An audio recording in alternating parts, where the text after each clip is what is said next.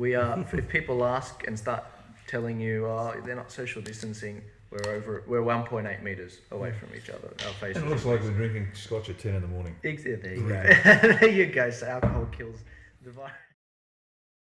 Beautiful. All right, let's get started. Okay. Welcome to Thin Ice. I'm Joel Jammal, and this week we have on my right Romeo Georges and on my left Riccardo Bosi. For those of you that don't know Romeo Georges, I'll describe him as a political activist, someone who speaks on behalf of the quiet Australians. In fact, he has 60,000 of them that follow him on social media. Now, Romeo Georges has often been outspoken on Australian farmers. He's been outspoken on the plight that they're going through with the bushfires and also the droughts. Riccardo Bosi on my left, he's a former military man of the SAS. He's the leader of the newly formed Australia One political party, and he once famously said that he's dedicating the next 40 years of his life to getting Australia back on track. Gentlemen, welcome. Thanks, Joel. Thanks for having us. I thought there were a number of different ways we could start this interview, but one of the biggest things that I really wanted to get you both in the room for was to just cut through the media. We can't have these honest discussions, as I'm sure you guys would agree. And I think that one of the big successes that I've seen from both of you, people, they associate these two terms with you: intellectually honest and speakers of common sense. That's just the reality of it. So I thought the best way of starting this discussion off was with this quote from an intellectual giant, Thomas Sowell, you may have heard of. He said, "It's amazing how much panic one honest man can spread among a multitude of hypocrites." Gentlemen, why do you think your messages are resonating with so many? And perhaps I'll start with you, Romeo. I think the truth is this, the way I see it, because I hear so many of my followers comment and say, "You're saying what we're feeling." 60,000, I don't call them followers, I call them supporters, have had enough of the lies. But as I was discussing with Riccardo, as we were sitting before this started, they don't want to not be comfortable. They just want to be comfortable. They're too scared to stand up. So when a person like myself or Mr. Riccardo Bosi stand up, it's a relief for them. It's like somebody standing up. We just need more of us to feel the same way, to say, you know what, I don't care if I'm not comfortable. In order to be comfortable in the future, I need to be uncomfortable right now. And and I'm the kind of person where I don't care about me. I really don't. Yeah. I care about my children. I care about fellow Australians. And if I need to be uncomfortable and persecuted for standing up, then so be it. But that's the issue with the majority of the Australians. They just don't want to be uncomfortable. You know, believing in that the government is doing right by you, it's just a way of saying to yourself, I really don't want to rock the boat. I want to be comfortable. Yeah, I have to admit, sorry to cut you off, I have to admit that when I first scheduled this podcast, I thought, okay, I'll put it frankly, we've got three wogs sitting down that are Australians. What are we doing? Why are we speaking up on this? We were all born here. We're the kids of immigrants. What's going on? Why is it that these wogs are speaking up on these issues? It's quite simple.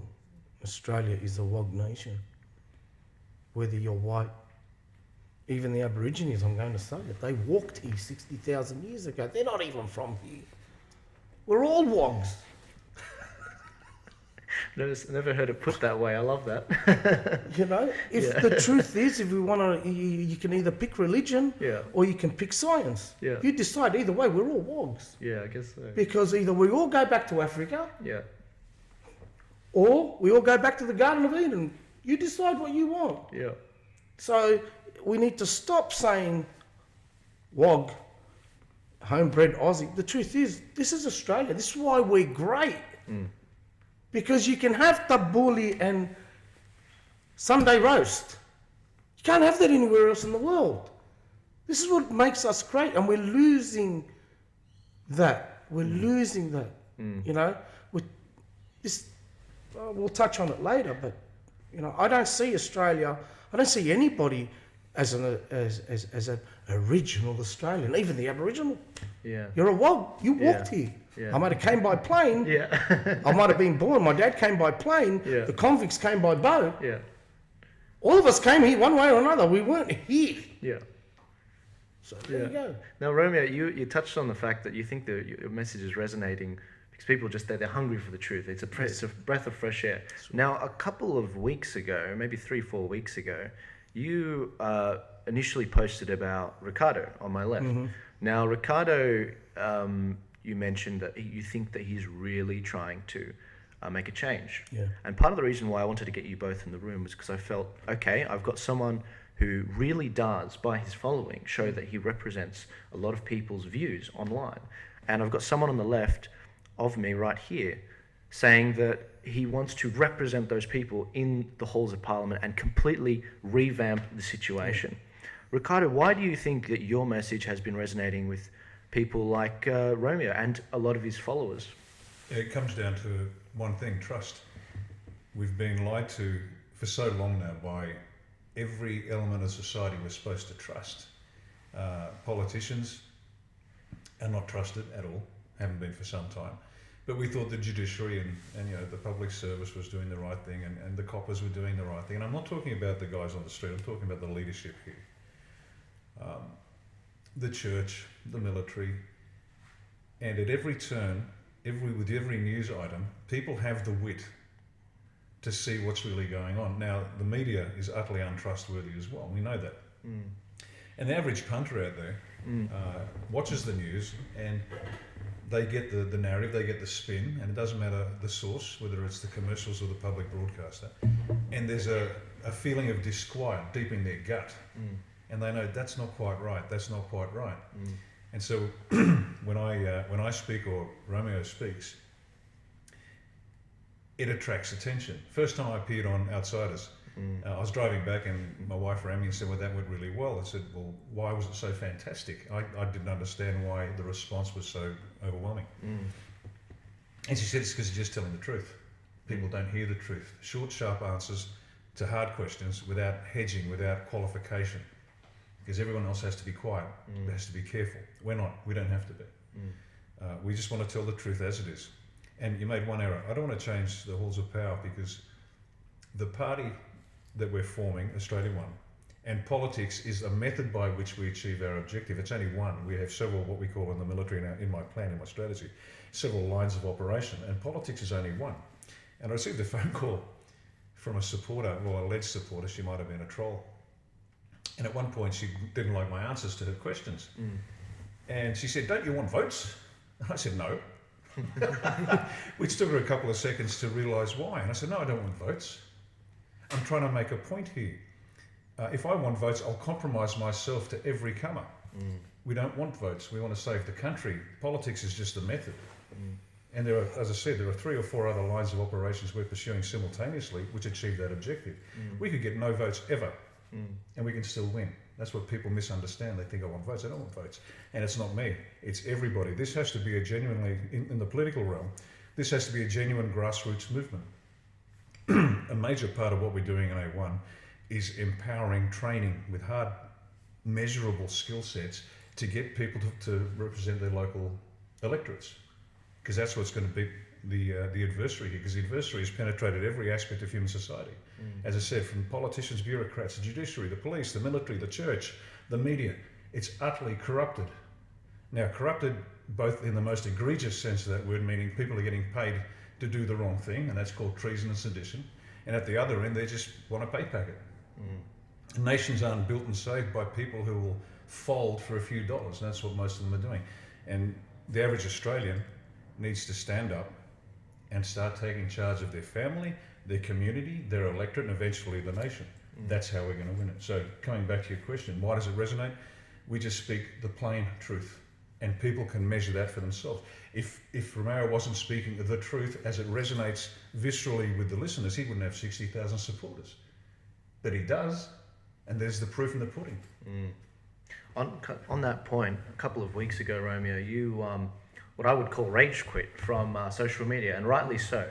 I mean, Facebook is quite the echo chamber, and there's a lot of people that like to take pot shots at anyone who expresses any view on social media. That's the nature of social media.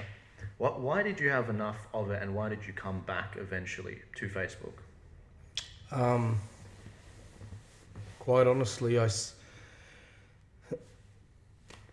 sat with my wife, and she said to me, Romeo, I'm losing you, because I was so focused on helping every single person that asked for help. And that took time. I'd do a post and then I'd get messages on Messenger. And it just became too much. Yeah. As many as I helped, there was still hundreds more. And we sat down in the backyard, and my wife said to me, I'm losing you. I said, what do you want me to do?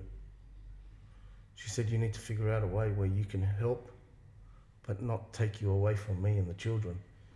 You can save Australia and lose me and the kids. What have you achieved? I shut it down, that right then. Then my wife, knowing the man I am, said to me, is there a way that you can go back and try to focus and not try to help every single person? I said, I can go back but not re-engage with Messenger. Do my thing, get my message across. And anybody that wants help can just say, put their number up on Facebook, not Messenger, because it got to a point where I was getting 70 messages a night. Jesus. I'd go to bed, wake up, and there was 70 messages. Wow. So basically, I said to my wife, I'm not going back if I don't have your support. You are the reason why I'm doing this. The children are the reason why. And if you don't believe that this is a good thing for our family, I'll walk away. She goes, no, it is a good thing, but I just don't want to lose you. I said, okay. So I reactivated Facebook, but left Messenger. But let all my supporters know that if you need me, just message me on Facebook and I will reach out to you. Because some messages weren't, we'll be honest, some messages weren't for help. That was like at 2 o'clock, what are you up to? Yeah. I'm sleeping. Yeah. A lot of them are great, and most of them weren't my supporters. These were people that were just bored. Well, I'm not here to entertain you. I mean, I do a bit of comedy. We have some fun, we have some laughs, because in the saying, I say it continually, if we don't laugh, we're going to cry. But at the end of the day, I'm here to inform you of exactly what is happening. And that's why I went back with the blessing of my wife and my family. Because I'm not going to lie, what is the point of a man losing the one woman that he loves I'd rather die for Australia. That's the truth. I'd rather physically die in combat than to continue my life saving a nation without the one person that believed in me before everybody else. Because if I'm dead, I'm gone. But I have to deal with the situation of I've lost the most valuable thing that I have been given in my life, because I concentrated on helping everybody else except the person that believed in me before everybody else. Yeah. That's basically it. I actually followed that very closely when you were going through that, and we sent a few messages to each other, and I was completely understanding and supportive, as you can imagine, and I did say that yes, I totally respect Romeo's decision to do that. I mean, thank you. I saw that. Yeah. But there was a thing where I said, now allow me to be a bit arrogant for a second, because I'm only 23. What the hell do I know about the world? He's going to come back eventually. I don't know if it's within the month or within a couple of years, but he's going to come back, because the reality is this problem's not going away. And I hear it, and I'm sure you guys get very frustrated about this. I hear it time and time again. I can't speak up. I've got to take care of my family. I can't speak up. I don't want to lose my job. I can't speak up because I'll lose all my friends. Get new friends. Find a new company. You know, where's your sense of adventure? Now, I knew that Romeo was going to come back, and if he didn't come back, that was great. That was fine, you know, more power to him. But I recognize that these problems, they're not going to go away. And as Riccardo alluded to, they're going to come for your kids. I was just reading this week a story about a child, a 16-year-old boy in America, and the social institutions there, the schools, they weren't communicating with the parents, and they were pumping this kid full of drugs to change his gender. They were doing experimental gender-changing surgeries on him. Who's going to stop that? When you seed the ground, they will seize the ground.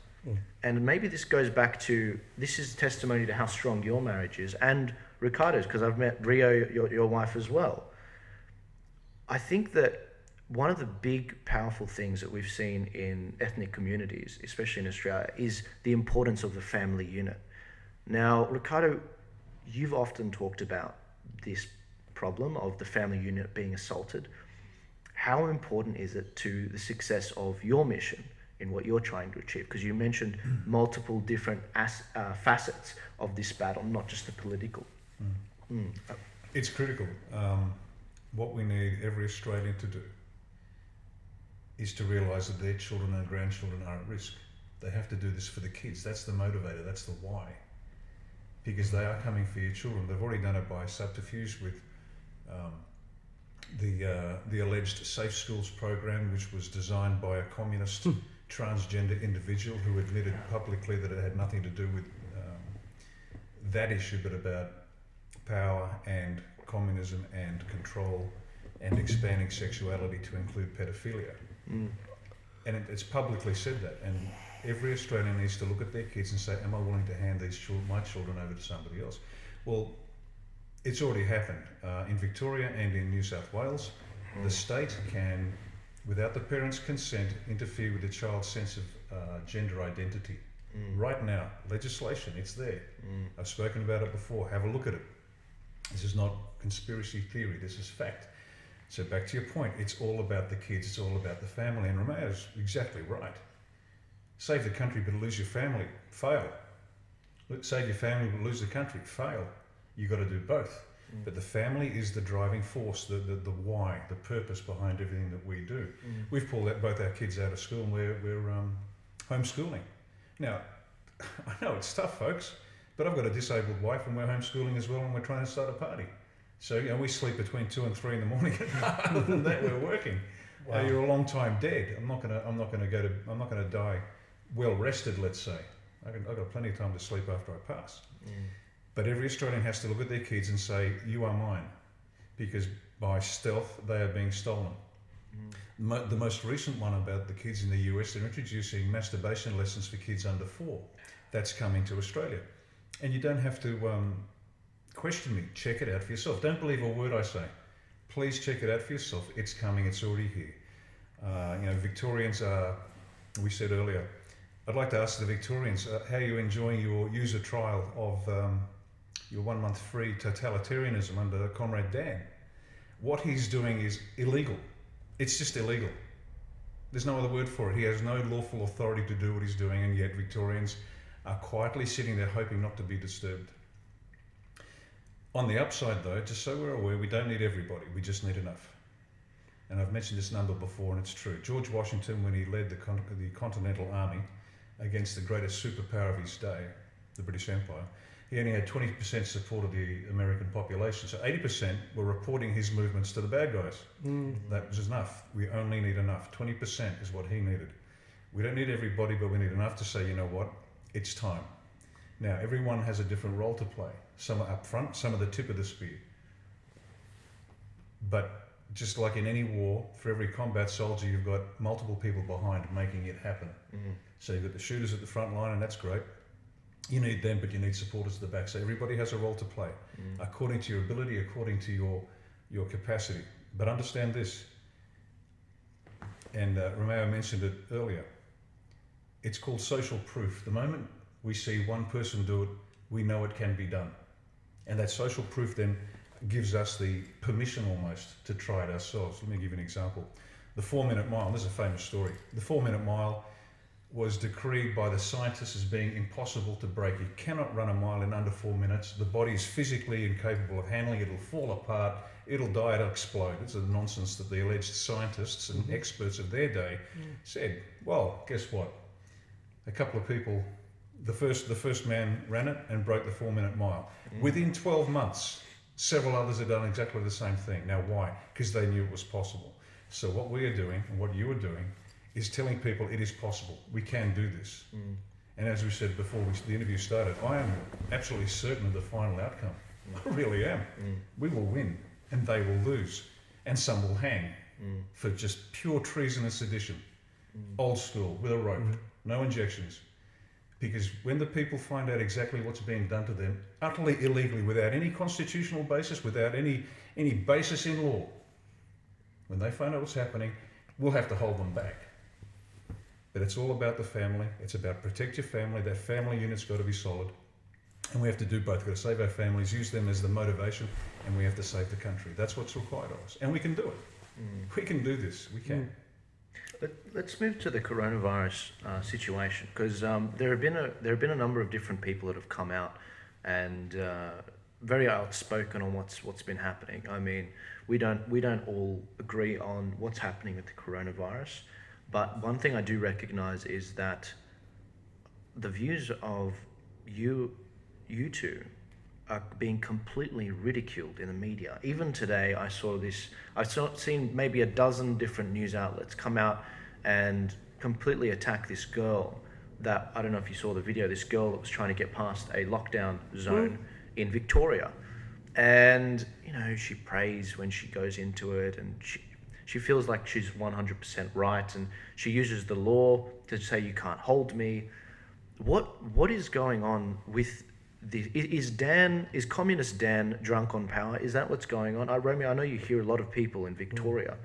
What's happening on the ground? Why is it that this guy, who a month ago almost lost complete control over his party, really, with the scandal, with the branch stacking, is now drunk on power with the amount of power he's got over the people in Victoria? It's never happened in the history of Australia with someone the head of a state like this. It's insane. What's going on? What's going on is this. The Victorians are going along with it. You need a few to stand up and the rest will stand behind you. They just need a few. The Victorians are whinging, and I get a lot, but what are they doing about it? They're going along with it. You know, how come coronavirus only attacks centre-right? If you're a lefty, it doesn't attack you. How can the left have their protests, no corona cases, yet 3,000 people just standing up saying this is wrong, 9 cases? Does this not only attack the elderly, does it attack your political preference as well? It's insane. There's also the fact that, I'm going to say this now, I received a document from Craig, 173 page document. We believe that this is a cover-up for what's about to happen there's a bill that's being passed by ASIO that can allow them to enter your home. Interesting. With a verbal warrant. And I said to Craig, what do you mean by verbal warrant? He said they go to the judge and the judge said okay. I said, so they come to your house with no warrant? He said, yeah, they just say the judge said okay. So, Craig, I'm reading it, it's 173 pages, but from what I'm getting so far is this outbreak. Okay? This is just a cover-up for the corruption of the branch stacking, the ASIO in Victoria trying to get this through. And why do I come to this conclusion? Quite simple. Why don't I believe in the coronavirus? And I believe it's used by every single state to try and cover up what they've done. Gladys Berejiklian, $190 million to Hornsby Council, $40 million for a recreational park. Do you know how much you can do with $40 million? Sure, more than a recreational park. That's trying to be covered up, right? I'm going to put it this way. Has anybody seen a dead person in a shopping centre? Has anybody seen a person on a screen and camera just fall over and die? These were the images that were shown to us before it came to Australia. Chinese people just falling over for no reason. Dead people in shopping centre. Right? We've seen in Italy coffins stacked. Coffins. I did not see bodies. I saw coffins. Okay? I admit there were coffins, but I did not see bodies. In America, numbers are being thrown out. I'm not saying that the coronavirus does not exist. I'm saying coronavirus is just another term for the flu. Now, what gets me even more is now they've just redefined it in order for them to cover up. And Australians, especially the Victorians, are allowing Dictator Dan to do to them what he is doing, and all they're doing is, I don't like it. Well, if you don't like it, stand up. If you don't believe in it, stand up. Or, with all due respect, shut up. Simple as that. I have people telling me I have cancer and I'm scared. I've lost 5 people in 5 years to cancer. And if you've got cancer, I hope you get well. But you've got a lot more things to worry about than coronavirus if you've got cancer. That's the mentality that's down there. And these are Victorians that told me this. Yeah. I've got cancer, I'm scared. Well, you should be. You should be concentrating on your illness. You know? And then secondly, the government is pushing this agenda, and I'm probably getting off track here, but they're pushing the agenda where we Australians are dirty people.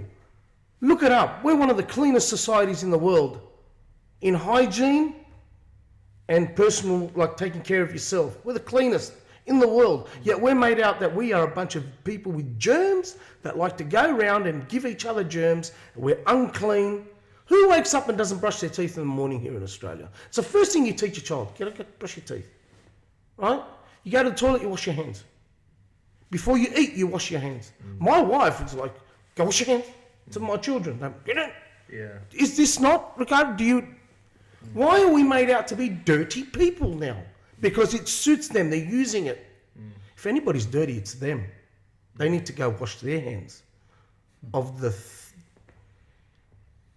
right? Because when you grab too much money, there's germs on money, and they're grabbing a lot of money. So they got dirty hands. And I hope to God, and anything you believe in, that those hands just stay dirty from money and not dirty from blood. That's what I hope. And if we don't wake up and stand by this gentleman before me and other parties that believe in his principles and also have that for a greater Australia, we are going to eventually say that politician has blood on his hands. Because I've seen it. Our background is Lebanon. Our politicians over there have blood on their 30 years of blood on their hands. I don't want that to happen here. We need men like this gentleman, Riccardo. We need people like Pauline Hanson and her party. We need people that love Australia. That's it. Forget, I heard a great saying once by a leader, a president. You should know him in Lebanon. He said, if the president of America wants Lebanon to do something, we tell him, go do it in your own country. If the president of France wants Lebanon to do something, we will tell him, you go do it. If the Pope wants the Lebanese people to do something, we will tell him, go do it in the Vatican. That's what I want for Australia. We want us, we do what we want. If this United Nations, you go do it in other countries. You leave us alone. We have been a great country. You weren't around when we built this country, when our forefathers built this country. You didn't even exist. So I don't think you can do a better job than what our forefathers did. So take your political views and your agendas and Dictator Dan, and off you go. Let us. That's what we need. We need to control this country. There's no doubt that the Middle Easterners, they have this grasp on what's happening around Australia, and we're like, what the hell? What are you doing? Why do you think you can do this? This doesn't fly in the Middle East. Yeah. Riccardo, what's going on? off what Romeo was saying, we're seeing a situation where, dictator Dan, he's in a situation where he's just trying to direct the people to do whatever the hell he wants. Now, we actually, believe it or not, people are going to be watching this and think that I completely agree with you guys. I actually don't. When it comes to the coronavirus, I think we all agree that there's something there, but they've expanded the definition of what it is to be what it isn't really. And I personally, I don't think that. I think that the government can. Two things can be true at once. This can be a completely overblown situation, and the government is using it to ram through whatever they're talking about, for the ACO papers, for example. But I don't think that this virus itself is created in a lab for this specific purpose. I do think two things can be true at once. Now, correct me if I've mischaracterized your arguments, but that's sort of my view on the way this is going. The government is incompetent, but also this virus is real, and that's why it's gotten so bad. Dan is not in charge. See, let's elevate our view just a fraction. No politician in this country has any real power. Morrison has no power. Dan has no power. They are controlled. They are allowed to become Prime Minister. They are allowed to become premiers of states by the people that really run the country. Howard famously said that Tony Abbott has to meet the people that really run the country, and then I think he regretted saying it. So we have to disabuse ourselves of this notion that the politicians are in charge. Daniel Andrews couldn't organise a piss up in a brewery without written instructions. The guy has no idea. He has no competence to do just about anything. He's just following instructions. So that's point number one. So it's not Dan. Dan's just a puppet. He'll get his payoff like they all do in the end, with some nonsense job down the track, like Julia Gillard did, like they all do. Their job is to hand over sovereignty and treasure from working Australians. That's their job, in my opinion. So that's point number one. Dan's not actually in charge. He's just following orders. Secondly, Victoria is used as the vanguard for every bad thing this country suffers. And the example is this, because it's the most left-leaning state in the country. And I remember visiting my cousins down in Melbourne in the 60s, and we used to cross the border, and it just felt different and weird, and it is. It's the most left-leaning, compliant, docile population in the country. And that's where they trial new ideas. Full-term abortion. And once again, just so we're clear, I'm not talking about some young lady that has a drunken night of passion and then the next day pops a morning after pill. I'm not talking about that. I'm talking about the killing of a fully functioning child at the moment of birth and then selling its body parts for profit. Now that was first introduced, it was pushed by Emily's List, for those who are unfamiliar, so I'll just recap a little. It was pushed by Emily's List, which is the female faction of the Labor Party. Julia Gillard, Penny Wong, Tanya Plibersek, they're big fans of full-term abortion on demand Australia-wide, publicly funded. So good old Penny, who rails against racism, has no problem killing babies, and so does Tanya Plibersek. And that was first introduced into Victoria. Next was Tasmania. Next was Queensland, and the Queensland had voted against it, and still Palaszczuk, the Premier, pushed it through as well. So she pushed it through. There's something about childless women that makes them particularly useful for killing babies. Vindictive. Yeah, and then finally New South Wales got it. Good for nothing. Gladys pushed it through after the election. So this is the vanguard. Victoria is the vanguard, and they test it in Victoria. Like any good market product, you test it and see how far you can go. And they've tested it in Victoria, and they're watching very closely, and by they I mean all the other premiers and the Prime Minister, and they're watching very carefully to see how much Australia pushes back. And you can see what's going to happen next. Good for nothing, Gladys is going to enforce the same thing. Then they're coming for your kids, folks. And I have a very bad feeling that a lot of you are going to find this out the hard way. They will knock on your door and say, we suspect that you haven't been tested, therefore we're going to take your kids from you now. And the police will take them away. And you'll be standing there slack-jawed, wide-eyed, trying to figure out, what do I do now? Well, it's too late, folks, because they've taken your kids. And it gets back to your point. Save your family, save the country. The two are the same. And they will take your children. Now, if you fight the coppers, you're arrested and you're locked up.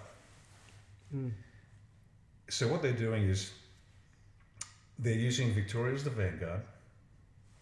Whether corona was invented or not, is a separate discussion, but it's not germane to what's happening here. They have this thing. The numbers are pathetically low. Yes. The alleged positive cases are astronomical, alleged, because they tested fruit and cattle and they tested positive, and this is in Africa, they tested positive for coronavirus. So the testing process is a joke. Yeah. Secondly, the testing process, the man who invented it specifically said this is not designed to test for things like coronavirus. Yes. That's point number two. That's right. Point number three, the deaths, even the alleged deaths, are so low in comparison to the positive results that it is not worthy of consideration. There are things that cause more deaths more frequently, and they should be looked at. And on top of that, the numbers are actually inflated, because if you look at the deaths through influenza, cancer, and a range of other diseases, they are near zero, and yet coronavirus is up top.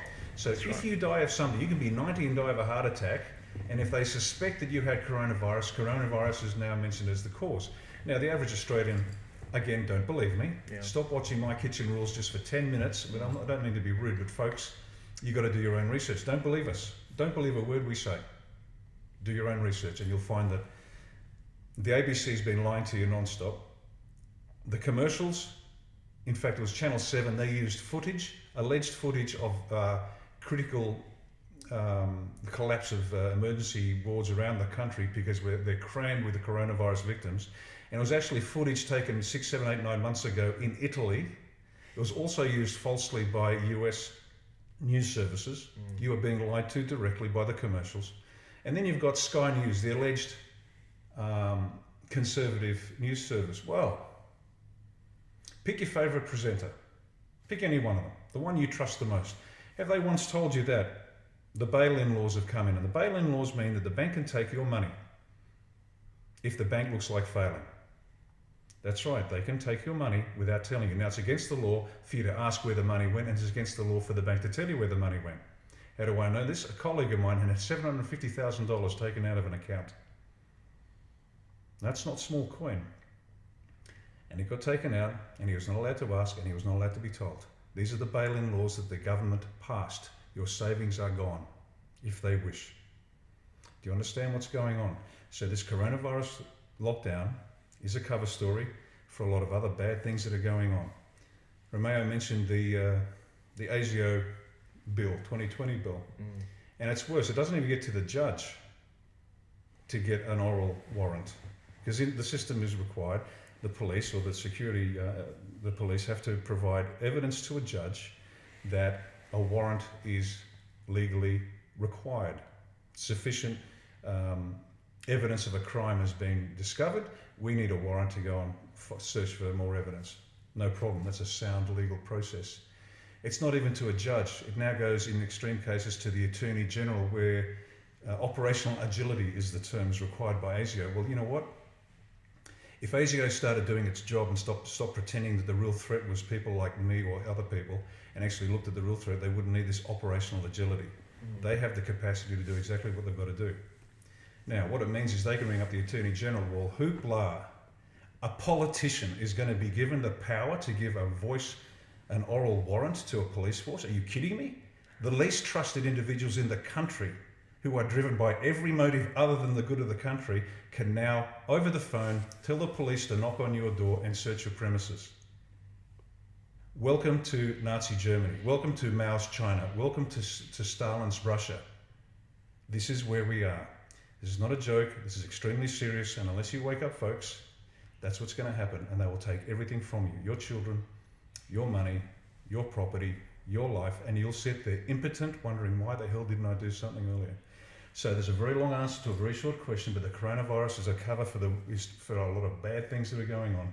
It's all out there. Do your research. Find out what's going on.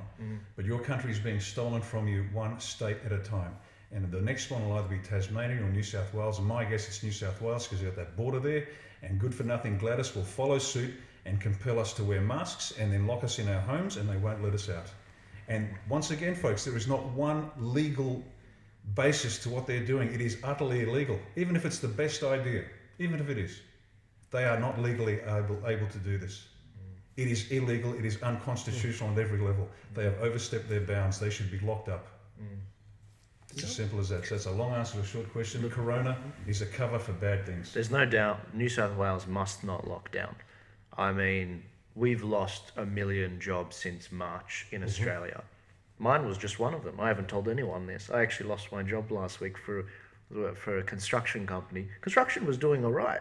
We were hanging in there, and we naturally socially distance. You know how it is, and that was keeping the economy going. Gone. You know why? Because a lot of the projects that we were tendering for, they didn't go through.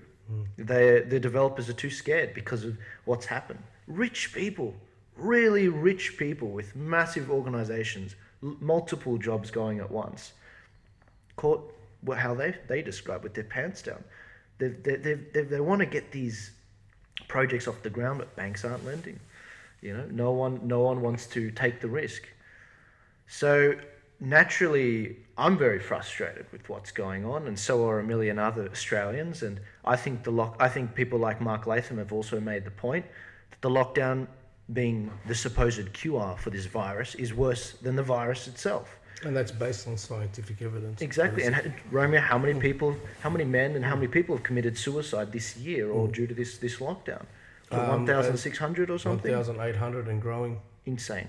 And that'll continue. Okay, I'm just going to tell you something. Yeah, absolutely. Go for it. Riccardo just said, do you know that 20,738 registered flu cases as we speak have been, forget the Lebos and the Italians that say, I got the flu, I'm going to bed, take a Panadol. These people actually went to the doctor and were told they had the flu. 20,000, as of January 1st to June 28th, 20,738 registered flu people with the flu, okay? 500 have died from the flu. I just want to point, the coronavirus wasn't invented. The coronavirus is just, that's a Tim Tam, that's an Oreo. They are biscuits. Coronavirus is just the flu. We have 500 people. Why aren't we shutting the nation down? We've lost 500 people. We've lost 100 and how many now from the coronavirus? Something like 12,000 cases. The flu is more deadlier than this. It is, yeah. You can wash your hands till kingdom comes. You're going to get the flu. You're going to get the flu. That's right. You go wash your hands, drink a cup of tea, you're going to be all right. Yeah. Yet we've destroyed the Australian economy on a wash your hand and a cup of tea. Yeah. It doesn't make sense. This is the thing. Everyone says, why would they invent it? They didn't invent it. Yeah. It wasn't invented in a scientific lab. It was just renamed. Okay. It's a product. It's a marketing plan. They're selling it. Yeah. Let's rename the flu. Yeah. Or you know what? Let's rename pneumonia. How about we do that? We call it COVID-19. We give it a flashy name. Yeah. It's same symptoms. It's a Hyundai. We'll call it a Ferrari. Yeah. Okay. That's all they've done. Yeah. That's why I don't believe in it. If we're going to be really scared, I'll be more scared of the flu at 20,700 looking. I used to say, the flu. But, at 500 people in 6 months in Australia? Yeah.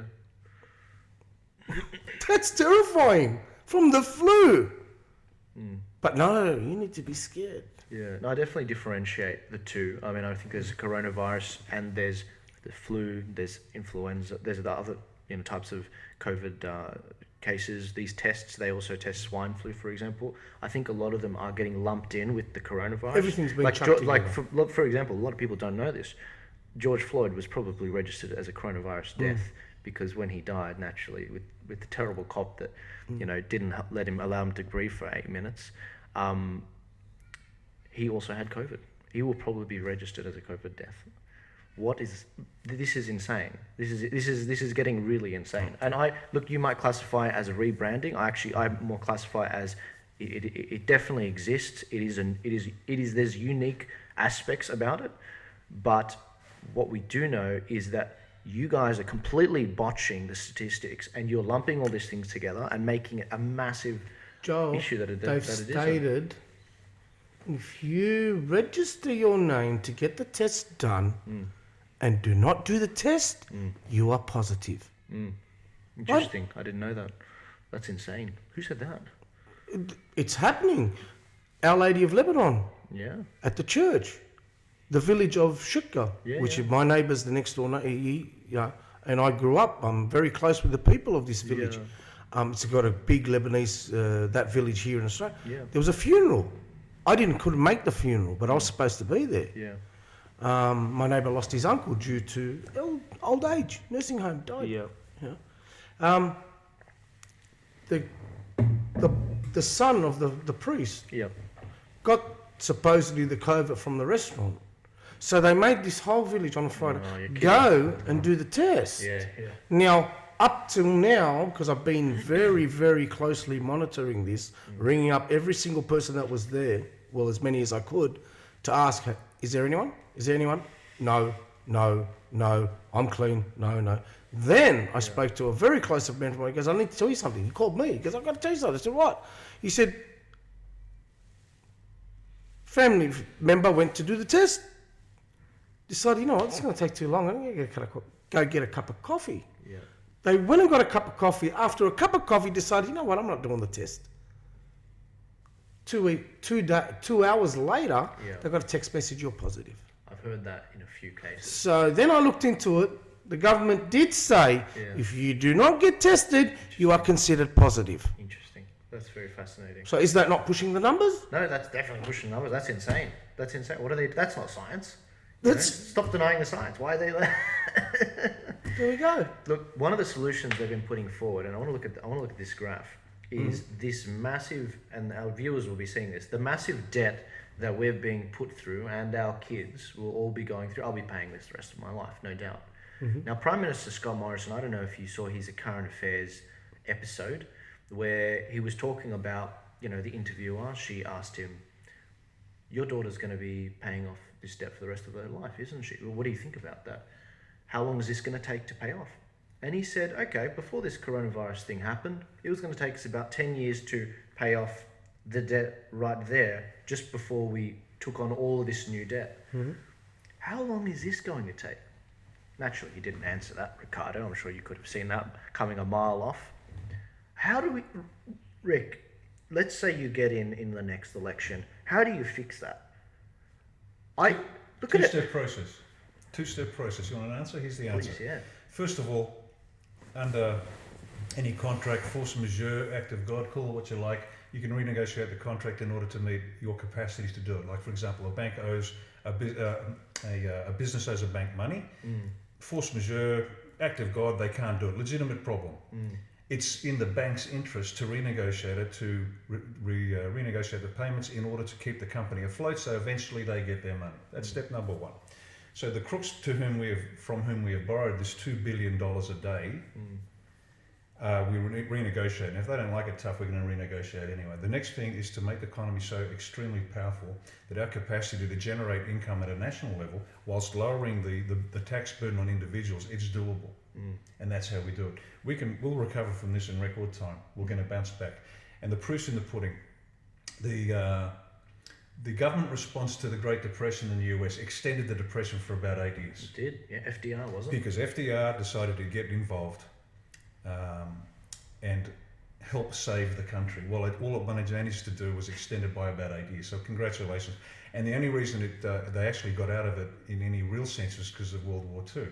But that's a little bit expensive. Killing 20 million people is still a little bit rich to save the country. Yeah. And so with an intelligent tax plan, which we've already discussed once before, we can get the overall intake from taxation higher than it currently is by increasing economic activity, whilst actually reducing the burden on the individual person and individual companies to record lows. And for those that aren't aware of this, here's how it goes. You need an immediate fill-up. You need an immediate action that's going to produce results straight away. You can't wait 10 years for a 20-cent cut in your tax rate. This nonsense by Morrison's a joke. It's an insult. So what we do is this. It's a flat 20% tax if you live and work in the city. Just flat 20%. Business, individual, makes no difference. And that's a massive tax saving because people think they're paying somewhere between 33 to 38%. They're not. With all the hidden taxes, they're paying close to 60, 70% depending on their spending patterns. And that's why families can't get ahead. It doesn't matter how hard they work, they just can't get ahead because of the hidden taxes. So a 20% flat tax, and then you remove capital gains, payroll, all of these hidden taxes. All the GST can go as well. Gone. No GST. Just evaporates. Bam. All of a sudden, you've got something like a 60% pay rise overnight because it just evaporates. Businesses start to take off. Yep. Now, in the rural communities, they pay a 10% tax because why should they be subsidising latte-sipping Newtonians who live in Newtown? Forget it. So they have less access to fewer services, so they should pay 10% flat tax. Yep. What's that going to do? That's going to draw and repopulate rural Australia. Yes, Yeah. absolutely. Yeah, Okay? absolutely. Away we go. So that genuinely provides a long-term basis to employment in the rural communities. That drives a construction growth for housing, for infrastructure, for roads, for rail, for airports, that the government then starts to subsidise because that's a legitimate role for government to get that infrastructure in place. So now we're spending our money on us. That makes sense? Yeah. Right. We cut as much money that goes overseas. Forget it. We can't pay you anymore. We're not going to pay $100 million to Hamas. Sorry, you're out of the ballpark. Yeah. And so we bring it back in. So that's a two-step plan. Yeah. So we can get out of this terrible hole, but we can do it properly. Yeah. But you can't do it with people who have created the problem. Yes. But so yes, it's terrible, but yes, we can get out of it, and we can absolutely get out of this without a problem. Why are they taking so long to do these tax cuts? I mean, do they know that under 5 presidents, at least in the US, I can cite these stats, at least 5 presidents, including JFK, when they reduced the tax rate for everyone, the total tax revenue actually went up. That's right. It's called the Laffer curve. There's an optimal point above which you can maximise the tax receipts, and if you raise the tax rate too high, the actual receipts drop because it kills incentive for individuals and businesses to actually work harder. In the old days, at one point it was in excess of 90% tax at a certain bracket. So why would you work for 10 cents in the dollar? You don't do it. So you use the Laffer curve to understand where the optimal point is. Exactly. But after this initial phase of the 20%, 10% flat tax, and you get rid of all the hidden taxes, we'll introduce a 2% expenditure tax. That's it. No other taxes in the country. It's finished. It's 2% expenditure tax. And we're modelling the numbers, we're getting our people to model the numbers, and they're doing a very good job. And the indications are very positive at this stage that that's the only tax the country will need. Is that on transactions? Yes, Expenditure? on transactions. Okay, cool. A 2% expenditure tax on transactions. Yeah. Now, we want to make sure we finesse it. So instead of having a 2%, if there are 15 transactions involved in the process, you don't want to end up with a 70% tax. That becomes ridiculous because then what people do, governments particularly, they'll introduce a series of steps where they can optimise their tax rate. Well, that's not the job of government. The job is to free the people from the burden. Yes. The government's supposed to work for the people. The reason, answer to your question, why is it taking so long for the tax cuts? Because people think that Morrison's job is to help the people. It's not. Morrison's job and Albanese's job and every Prime Minister ever since whenever, their job is to transfer money from your pocket to people overseas. Interesting. Australia's got to control its money supply. We've got a plan for that too. So we're not borrowing from foreign banks. We control our money supply. We can inject money into it, not as a debt to somebody else, because we can create our own money at the right low point of inflation by an independent body to make sure that we have the capacity to save ourselves economically, and we do. This country should be stinking rich, and we are, except the money's going everywhere but to the people who own the country. And so people have to get this idea in their head that the Liberal Party, the Labor Party, the Greens and Labor, the Greens and the Nationals, it's not in their interest to look after the people because they are beholden to larger forces than themselves. It's as simple as that. Look at China, look anywhere you want to look, but they are beholden to other forces. They're not answering to the people. Interesting. So You've got to also understand that we are not led by people that are successful businessmen. No, we're not. We're really not. Okay? And there's a man that is a successful businessman getting hammered and made to look like a buffoon. But I just say to myself, well, he took 10 million from his dad and turned it into 8 billion. It's pretty smart. Right? We're led by men who do not know how to make money. We all know how to spend it. They don't know how to make money. They haven't introduced anything. Now, I'm just a truck driver, but I know how to make money. And I can see how much they want.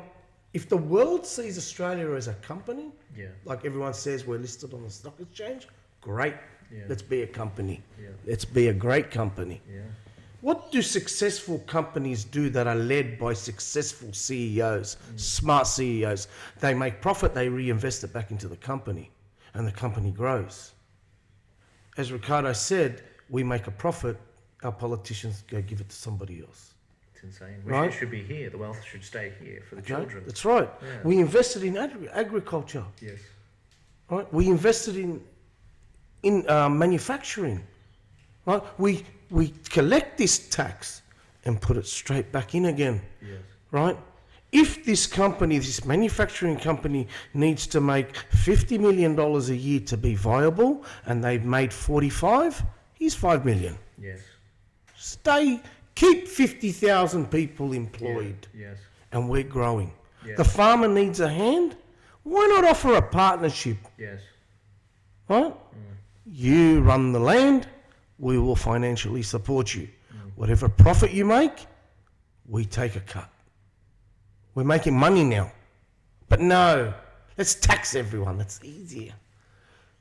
Morrison is in advertising. The best ad he ever did was, "Where the bloody hell are you?" And that was an embarrassment for Australia. We were a joke. Yeah. We don't have men that know how to make money. Yeah. They know how to spend it, Exactly. right? Yeah. Either on themselves or give it to Yes. outside. If we're going to make this country great and you want to believe it's a company, let's make it a company. Let's put the money back in again. Yes. Don't send it to everyone else. And there was a little story that proved my theory. Everyone's saying, oh, the abattoirs, China. Yeah. There was a little story in the paper. Whole paper. 69 pages or 71 pages, a little story. A bunch of seafood entrepreneur restaurant owners in China said to the Chinese Communist government, please move. They called a lobster farmer in Australia and ordered 3,000 lobsters directly from the farmer. Why do you think that happened? Because we got great lobsters. And the world knows we got great beef. We've got great seafood, The best. right? That's it. At the end of the day, when you have a Ferrari, everyone wants one. Why do you want to pretend that we've got a Hyundai? And Hyundai's a good car, but I'm talking about the cost. We have great products, we have great businesses, and the world knows this, but they want it for free. What we need to do is no more free. Right. You pay. You like our lobster? Pay. Yes. You like our beef? Pay. Yeah. Why are we so apologetic? It doesn't make any sense. That's not how you get ahead in the world. Well, what's it? Donald Trump's not apologetic. He's getting hammered Exactly. for it, but he's building. That's and I know this because I have people, family members in America that love the man because everything's going up. He's awesome. Yeah, he's awesome. So, but we've got Scott Morrison. Every time he gets a little bit upset, he goes to Hawaii. I just don't understand. You know, I said it to him before. The sand in Hawaii is from Newcastle. Save some Australian tax dollars. Go to Newcastle. Yeah, that's Stop going to Hawaii. You know, there's a saying, a society grows great when its old men plant trees in whose shade they'll never sit. Yeah. I do feel like Australia was once really great, and perhaps this is a good segue into the next topic, China. In just before 2000, the World War One, we saw an Australia that was 5 million people large. Wasn't that big at all. Yet, in the span of 5 years, the 5 years before the First World War, we had a Tier 2 Navy ordered, made, delivered. We even had the officers, all from Britain, and they taught our men how to use them in Australia. And a year before the First World War broke out. In fact, a lot of people don't know this. The Germans actually had, this is the First World War One Germans, not the Nazis. They actually had fleets in the Pacific that they were using, and we wiped them out once World War One broke out, and we started reinforcing in the Mediterranean. We even had an aircraft carrier. People don't know this. We actually had an aircraft carrier. Why is it that it's taken so long for these submarines and for our defense capabilities to get ready? It took us 5 years when we were 5 million people Now we're 5 times that, last year tipping over the 25 million person mark. And it takes us something like 25 to 30 years to order these submarines, for example, these 20 or so submarines, and see the last one delivered. In fact, some people don't know this. 25 years is the amount of time between the start of World War I and the end of World War II. That's a lot of time. What's going on, Rick? You're a former military man. You worked in the SAS. It's very. If I'm being frank, it's very depressing to see our country just completely unprepared. And these contracts. Why can't we do these contracts quicker? Why can't we get some can-do people? I mean, there's a company in the US.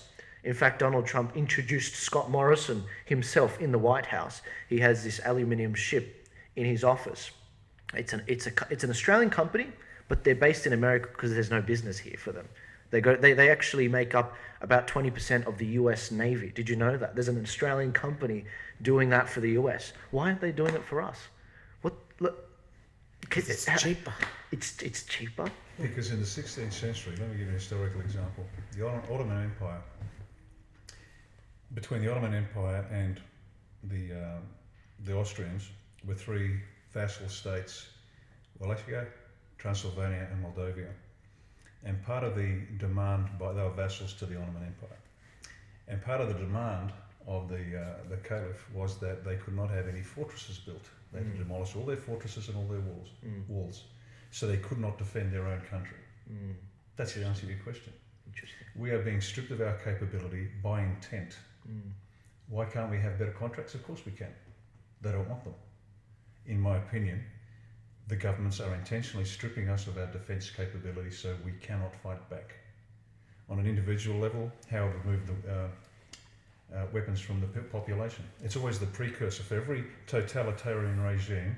The first thing they do is they strip the population of their right to self-defence. And now we have an entire generation that thinks owning a gun is dangerous. Whereas when I was a kid, I watched the series of Smiley movies. Smiley was a young blonde-haired rapscallion. Chips Rafferty was the local police sergeant that kept him on the straight and narrow. One of the episodes was called Smiley Gets a Gun. And if Smiley did all the right things, he got his own gun at age 12. So that was quite normal. We have an entire generation that are scared of guns. So thanks, John Howard. You've stripped us of our right to self-defence and our means of self-defence. And now they are stripping us nationally. Now, can we have better contracts? Of course we can. Yeah. Can we have better capabilities in record time? Of course we can. Yeah. They don't want it. And they are aided and abetted by, and I'll say it one more time just to piss him off because I know it does. Angus Campbell, the Chief of the Defence Force, is either a treasonous bastard or he's a coward. I can't work out which. And he is aided and abetted by the chiefs of the 3 services who would rather stay in charge than actually realise what's going on. But they'll pay. They're not going to get away with this. Nobody's going to get away scot-free. There's nothing done in secret that won't be revealed in time. So there's a promise. Doesn't matter where you go, I'm going to get you. So the defence of the realm is being handled by people who are trying to strip it of its capability, aided and abetted by military and public service individuals, either knowingly or unknowingly, or stupidly or intentionally. It's hard to say which. And that's why every problem we have in defence is utterly soluble. It can be solved. We know it can. The submarines are intentionally used. Ridiculous contract, no capability. There is no strategic plan for their employment. Like, why do you need subs? You should ask the Chief of Navy, why do we need subs? Now, there's an answer to that, but he can't tell you because there isn't a strategy. There isn't an overarching strategy of the role that the various capabilities play in an overarching, coherent plan for the defence of the nation and our interests. Yes. There isn't one. Yes. There isn't one for the Army. There isn't one for the Air Force. They just go buy stuff because it feeds defence industry primes that are not Australian built. Our goal is by 2030 to have 3 Australian primes that provide our own defence capability. Because the moment you rely on somebody else for your defence capability, you have none. And let me give you a really simple example, and it's a tiny example, but you can extrapolate that, and I will extrapolate it shortly. In Vietnam War, we used the 81mm Carl Gustaf anti-armour weapon, medium anti-armour weapon, recoilless rifle. 81mm, Swedish. Swedish didn't like our involvement in Vietnam, so they never sent us rounds. So we had the weapon, couldn't fire it. The modern day equivalent of that is chips, computer chips. Everything depends on chips. That's right. If we don't design and manufacture our own, and we have the capability here to do it, we've got some very smart people. And this becomes one of those strategic industries that we must invest in and create. So we will have our own design and manufacturing capability here in Australia. Chips. It's the equivalent of gunpowder. Who was first with gunpowder? They win. Yeah. That's the capability of chips. Now, if we have China building our chips for us, how moronic is our Prime Minister? How moronic is our Minister for Defence? How moronic, and I'm choosing those words very carefully, is our Chief of Defence Force to say, yeah, let's put Chinese chips into our kit. Now, grossly stupid or grossly treasonous or somewhere between the two, but there's no logical reason for us to be where we are militarily, unless their goal is to strip us of our capability to defend ourselves. And that's the conclusion I've reached. Now, I might be wrong. You know, Angus Campbell might be an absolute legend of a bloke. Yes. And Scott Morrison might be the best Prime Minister we've ever had. And I'll let the viewers make up their own mind on those two questions. Look at the result. Don't look at what they say. Yeah. Look at the result that they are producing. There is no reason for us to be as grossly incapable of defending ourselves as we are. It was good to see Huawei come around to that decision recently. I'd been watching the debate they'd been having earlier this year on whether Huawei should happen or not, because they were integrating Huawei as a 5G provider into their infrastructure. Now 5G, they've been saying it's massive. It's the sort of thing that will integrate every aspect of our life. It'll be integrated into medical care. It'll be integrated into the roads, into the what time the lights turn on. Everything's going to be reliant on its new generation. Now, 5G is something where they've been debating whether they adopt Huawei or not, and ultimately they decided not to. And they're phasing out Huawei within the next year or so. Now, it was good to see that, because they're one of the Five Eyes countries around the world. It was good to see them turn around and come to the conclusion finally that Australia had come to, that Huawei should be ruled out. But there is risk there, isn't there? And I think there's a lot of companies in Australia, I mean America was realizing this, that you can't have everything made in China. It is a recipe for failure. I mean, we discovered it with the coronavirus. We discovered that, I think in America they had something like 80%, 90% of their medication was manufactured in China, and they could just decide not to send it to them. I mean, they had the situation with masks. I believe masks do work to an extent, and they made the point that masks, they could ship them back to China. There was a shipment that was actually had a few 100,000 masks going to America, and they turned that ship around once they realized, oh no, we need them in China. So I do question the, for years now we've accepted, these cheap Chinese makes. We are going to have to bring manufacturing back to Australia. Critical. It's critical. Without manufacturing, we are nothing. We have been sold out to China quite intensely. We have to be self-reliant in all those strategic areas. And it's not just manufacturing. Control of ports, airports, roads, bridges, chip design and manufacture, as I said. Health services. There was a Chinese individual billionaire that owned something like 80 hospitals and then shut them down just when we needed them most. So these are strategic industries that we have listed on our policy document, which we will maintain Australian control of. Some require 100% control. Some can have up to, say, 20% investment, but no control by foreigners, because we need foreign capital. Nothing wrong with foreign capital. But they get a payoff in terms of their interest and repayments, no problem. But they have no control. So there are strategic industries we must own, we must take back, and we will. And if the previous owners don't like it, I don't much care, because this is Australia. This is not part of somebody else's supply chain. It's a sovereign nation. Can I just go back one point? No, please. Back on the military issue. Yeah, absolutely. And this is something that hasn't been mentioned. Jump in. In Victoria, Defence is assisting police with COVID monitoring, people following the rules. Now, for people who don't understand, there are two ways Defence help within Australia, because the Defence Force has no authority in Australia. They can't carry a weapon without authority. They can't do anything in Australia without authority, because they are used to defeat foreign enemies. But there are two criteria on which they can assist. One is defence aid to the civil community, one is defence aid to the civil power.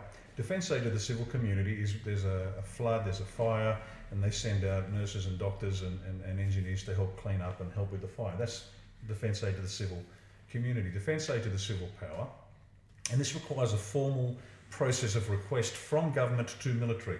The Chief Defence Force just can't send people out because he thinks he has the power. He has no power to do that. And so government formally requests. Now, the most obvious example of Defence Force aid to the civil power is a terrorist incident. Yeah. So a terrorist incident occurs, siege hostage situation, let's say. Yeah. It is a police incident. It is up to the police to resolve that. Defence has no power to go in until they are requested by this formal process. Yes. And police will resolve the situation. It's their call. The military only get involved if police formally say to their political leader, we can't handle this, we need defence expertise, because defence are the best at this. Yes.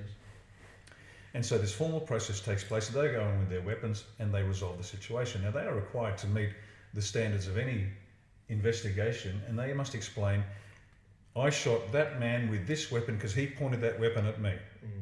And the copper going through says, great, you're clear.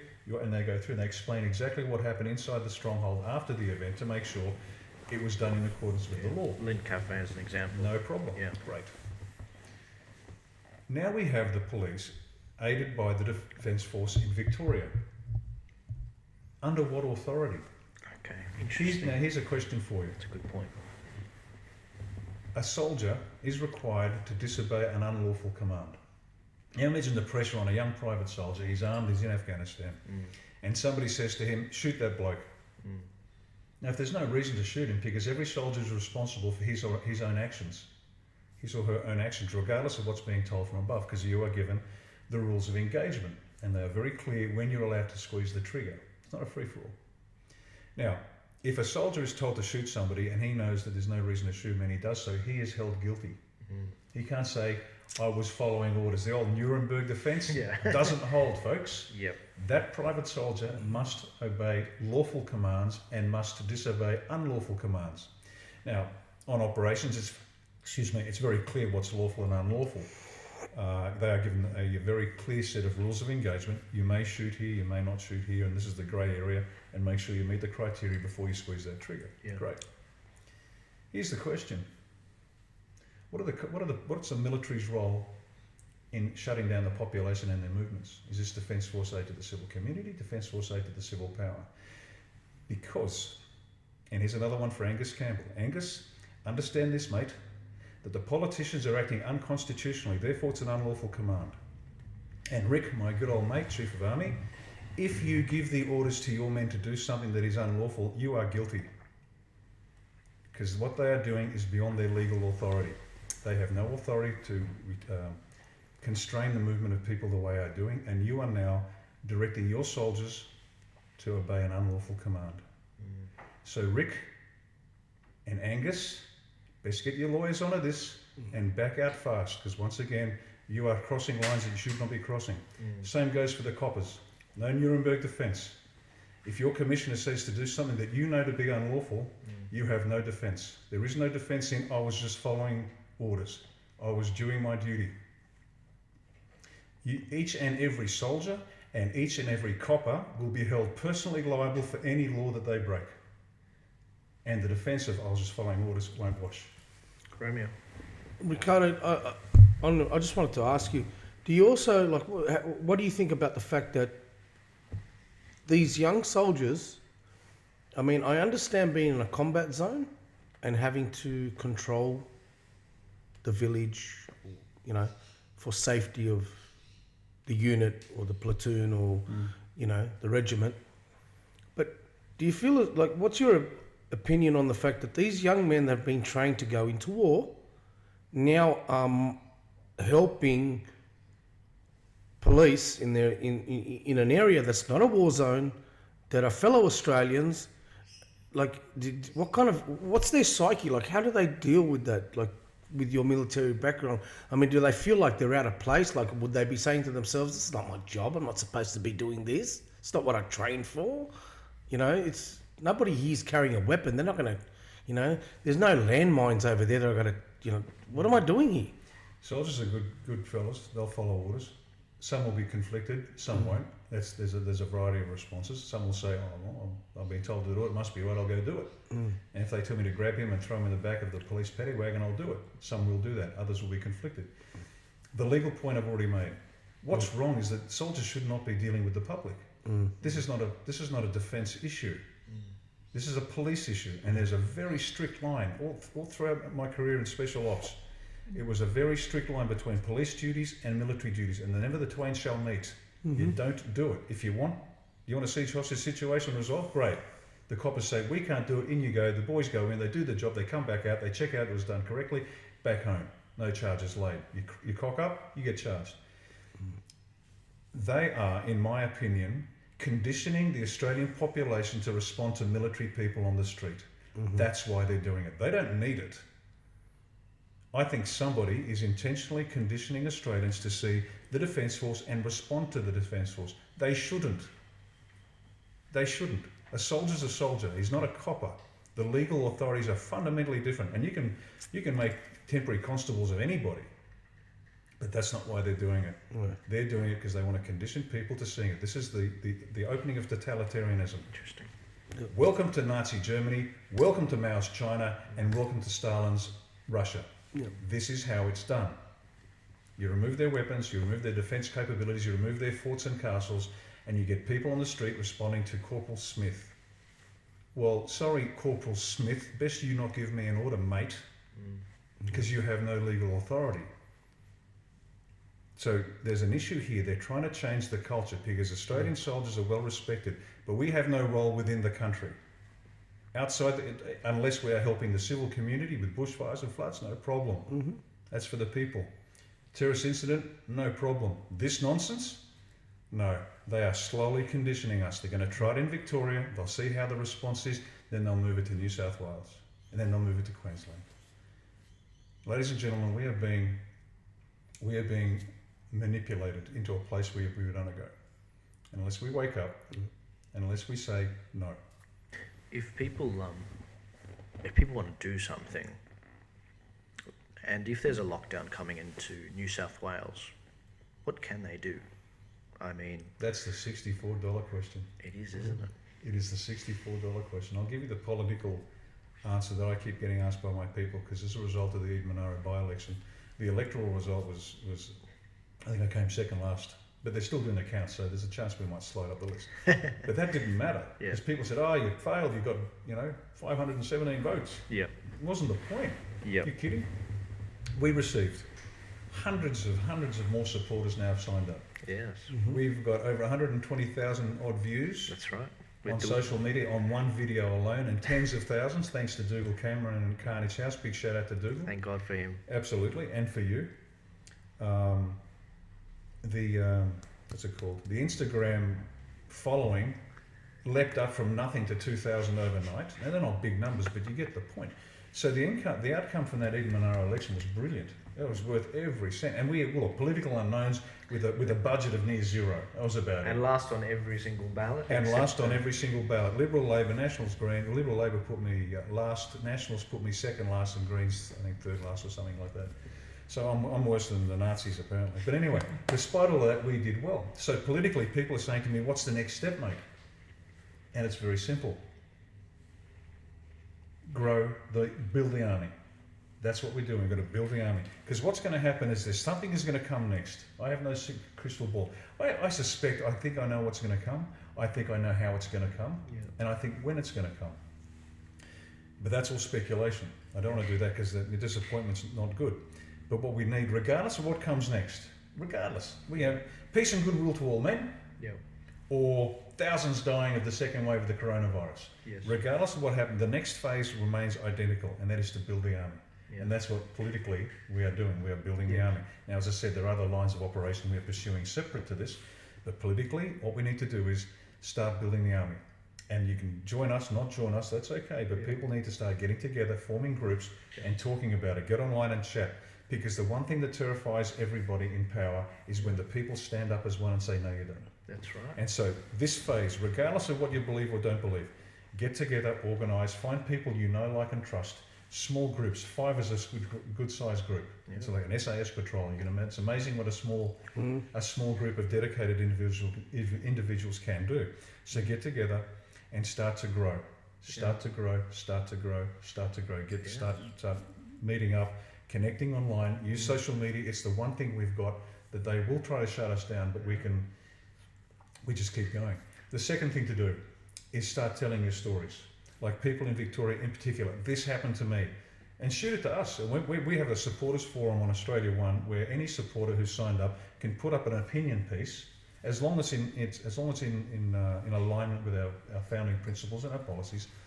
You can put up an opinion piece and we'll get it out there. So if anybody in Victoria is watching this and you want to tell us your story, what occurred, join up to A1. That's great. Send us a piece Yeah. and we'll publish it and we'll get it out to the membership. So we can bypass the media because that's the problem.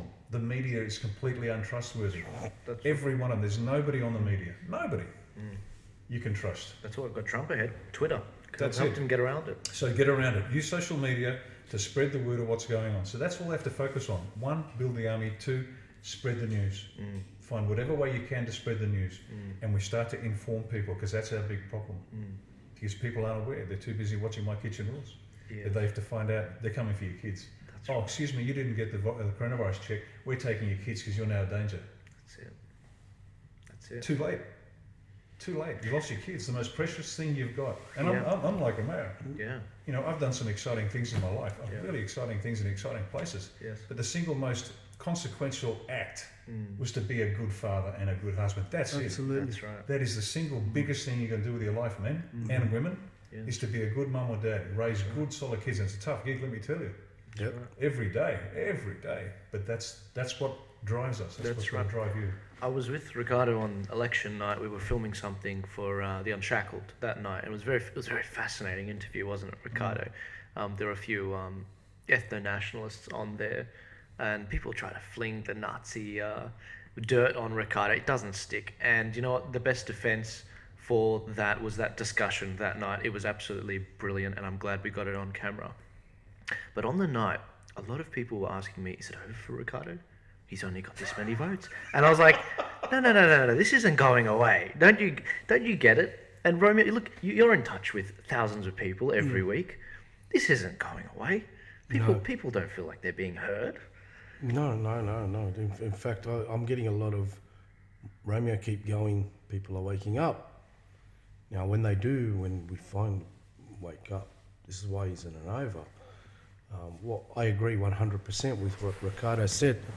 He's got an exposure to the group, to the organisation, and sometimes, you know, as they say, sometimes a loss is better than the win, and he's gained more now through this loss than he had if he had won, because, you know, if you win too quickly, it loses. Too easily. If you win too easily, it loses the that feeling of success. Yes. You know. So, as he said, social media went through the roof. Yeah. They've gained more supporters. They've joined up. Any successful political party that gets to where it's got to get to does it. It's going to cop a couple of hits and keep going. That's right. So it's far from over. But when all my supporters and all the Australian people finally wake up, when you wake up, what's the first thing you look? You're going to look, right, what do I do? And when they see A1, One Nation, Mr. Riccardo Bosi, Pauline Hanson, okay, let's go with them. We're awake now. No, you're a liar.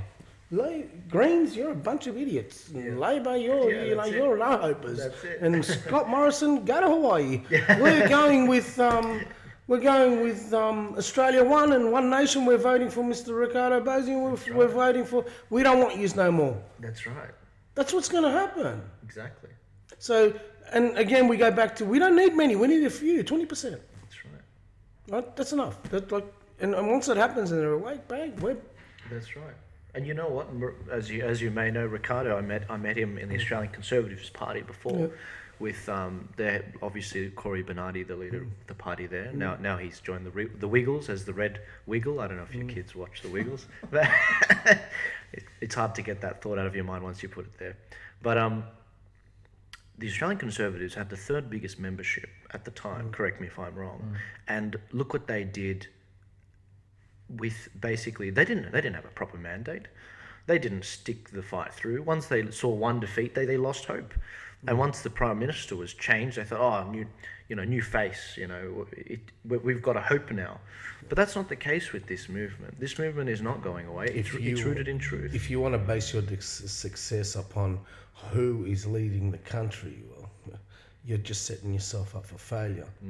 You decide your success. And success is based on the fact, whether business, in combat, you never give up. I've got a saying, if you see me take a knee, it's not because I'm tired. It's because I'm just shifting the load so I can stand back up again. Is that Right? I like that. That's all it is. Yeah. So a loss is just taking a knee, refocusing, learning, most importantly, learning. Because we teach our children, if you don't lose, you don't learn. Doesn't mean you give up. That's what cowards do. That's right. Right? You might lose 10 times, but when it counts, you win.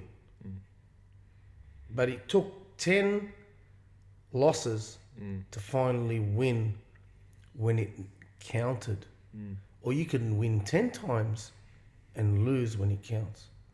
What have you achieved? Nothing. And that's what the Conservatives, That's right. they won, copped a loss, boom, Abraham Lincoln. He contested many elections and he lost it. Only ever won one election. That was for the presidency. But in the lead up, he lost and he lost and he lost and he lost and he lost and then he won. Old Japanese saying, fall 7 times, stand up 8. That's success. That is success. Doesn't My matter how many mate times- Tony Salmon's best saying, talk to 10 girls, get one number, you're successful. That's, That's it. it takes, life is about winning and losing. Yeah. But if you're constantly winning, Yes. either you're rigging the system Yeah. so you can win, or,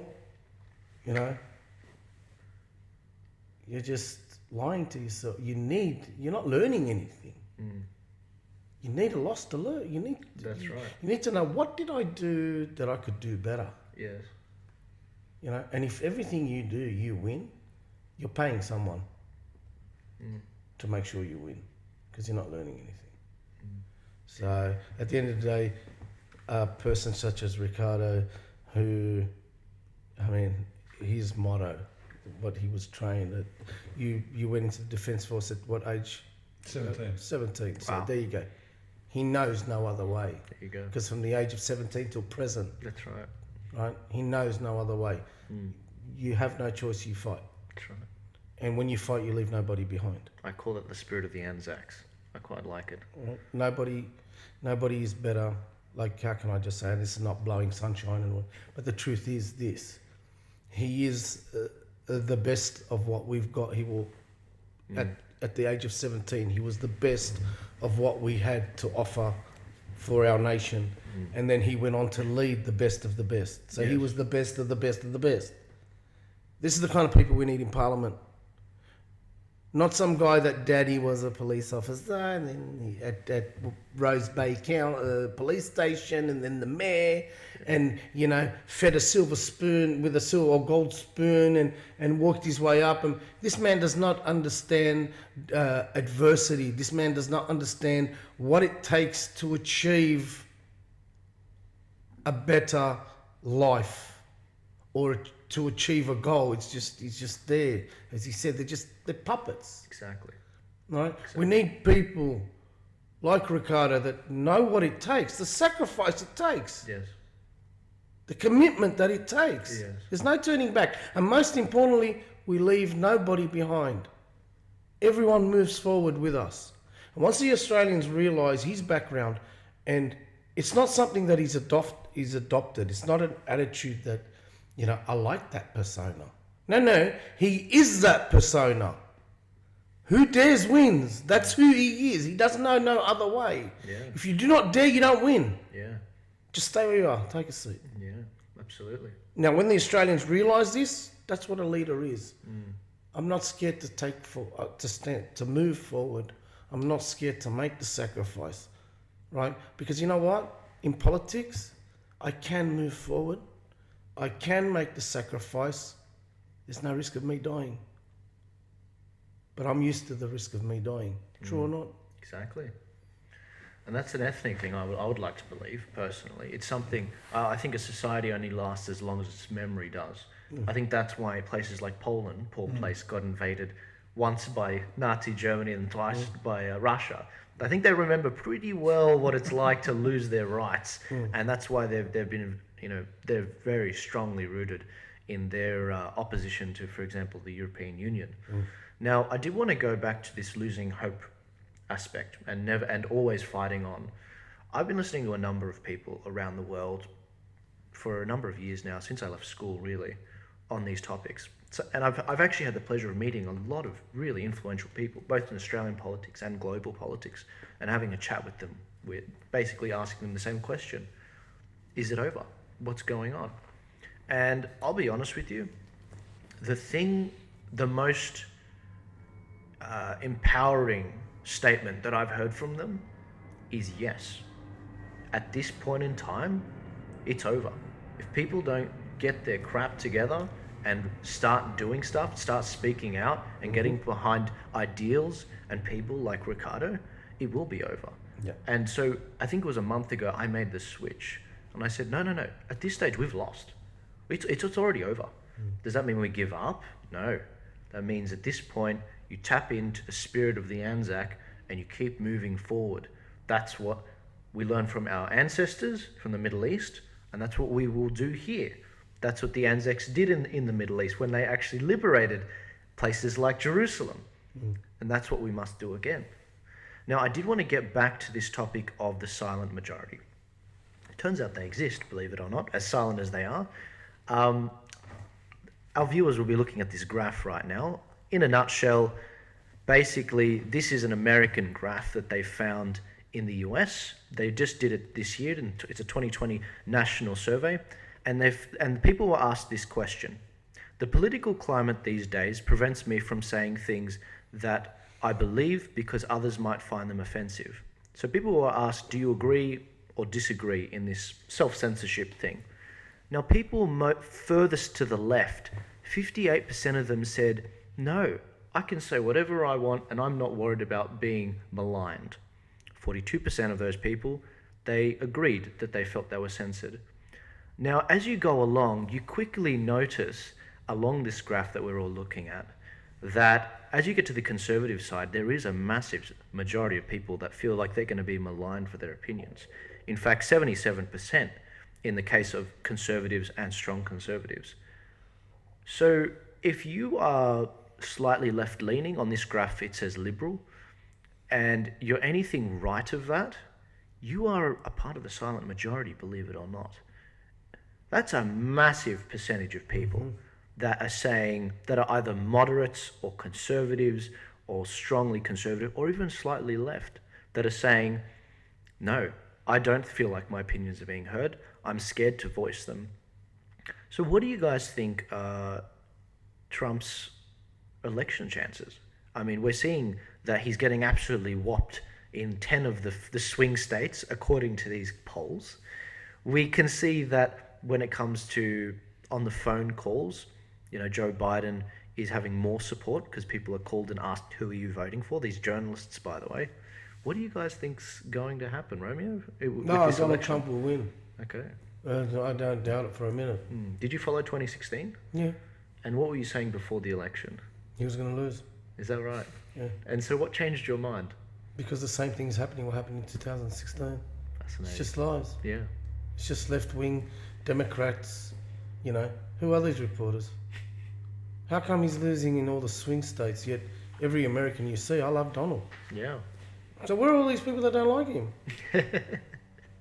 Riccardo, what's happening with Trump? Is he going to win? Is it the same thing as happened in 2016, as Romeo said? What's going on? Yeah, it's fake news. He will win, without a doubt. I think I've said it once before, we put money on him to win the first time because we did our own research, and he'll win again this time. There's no doubt in my mind.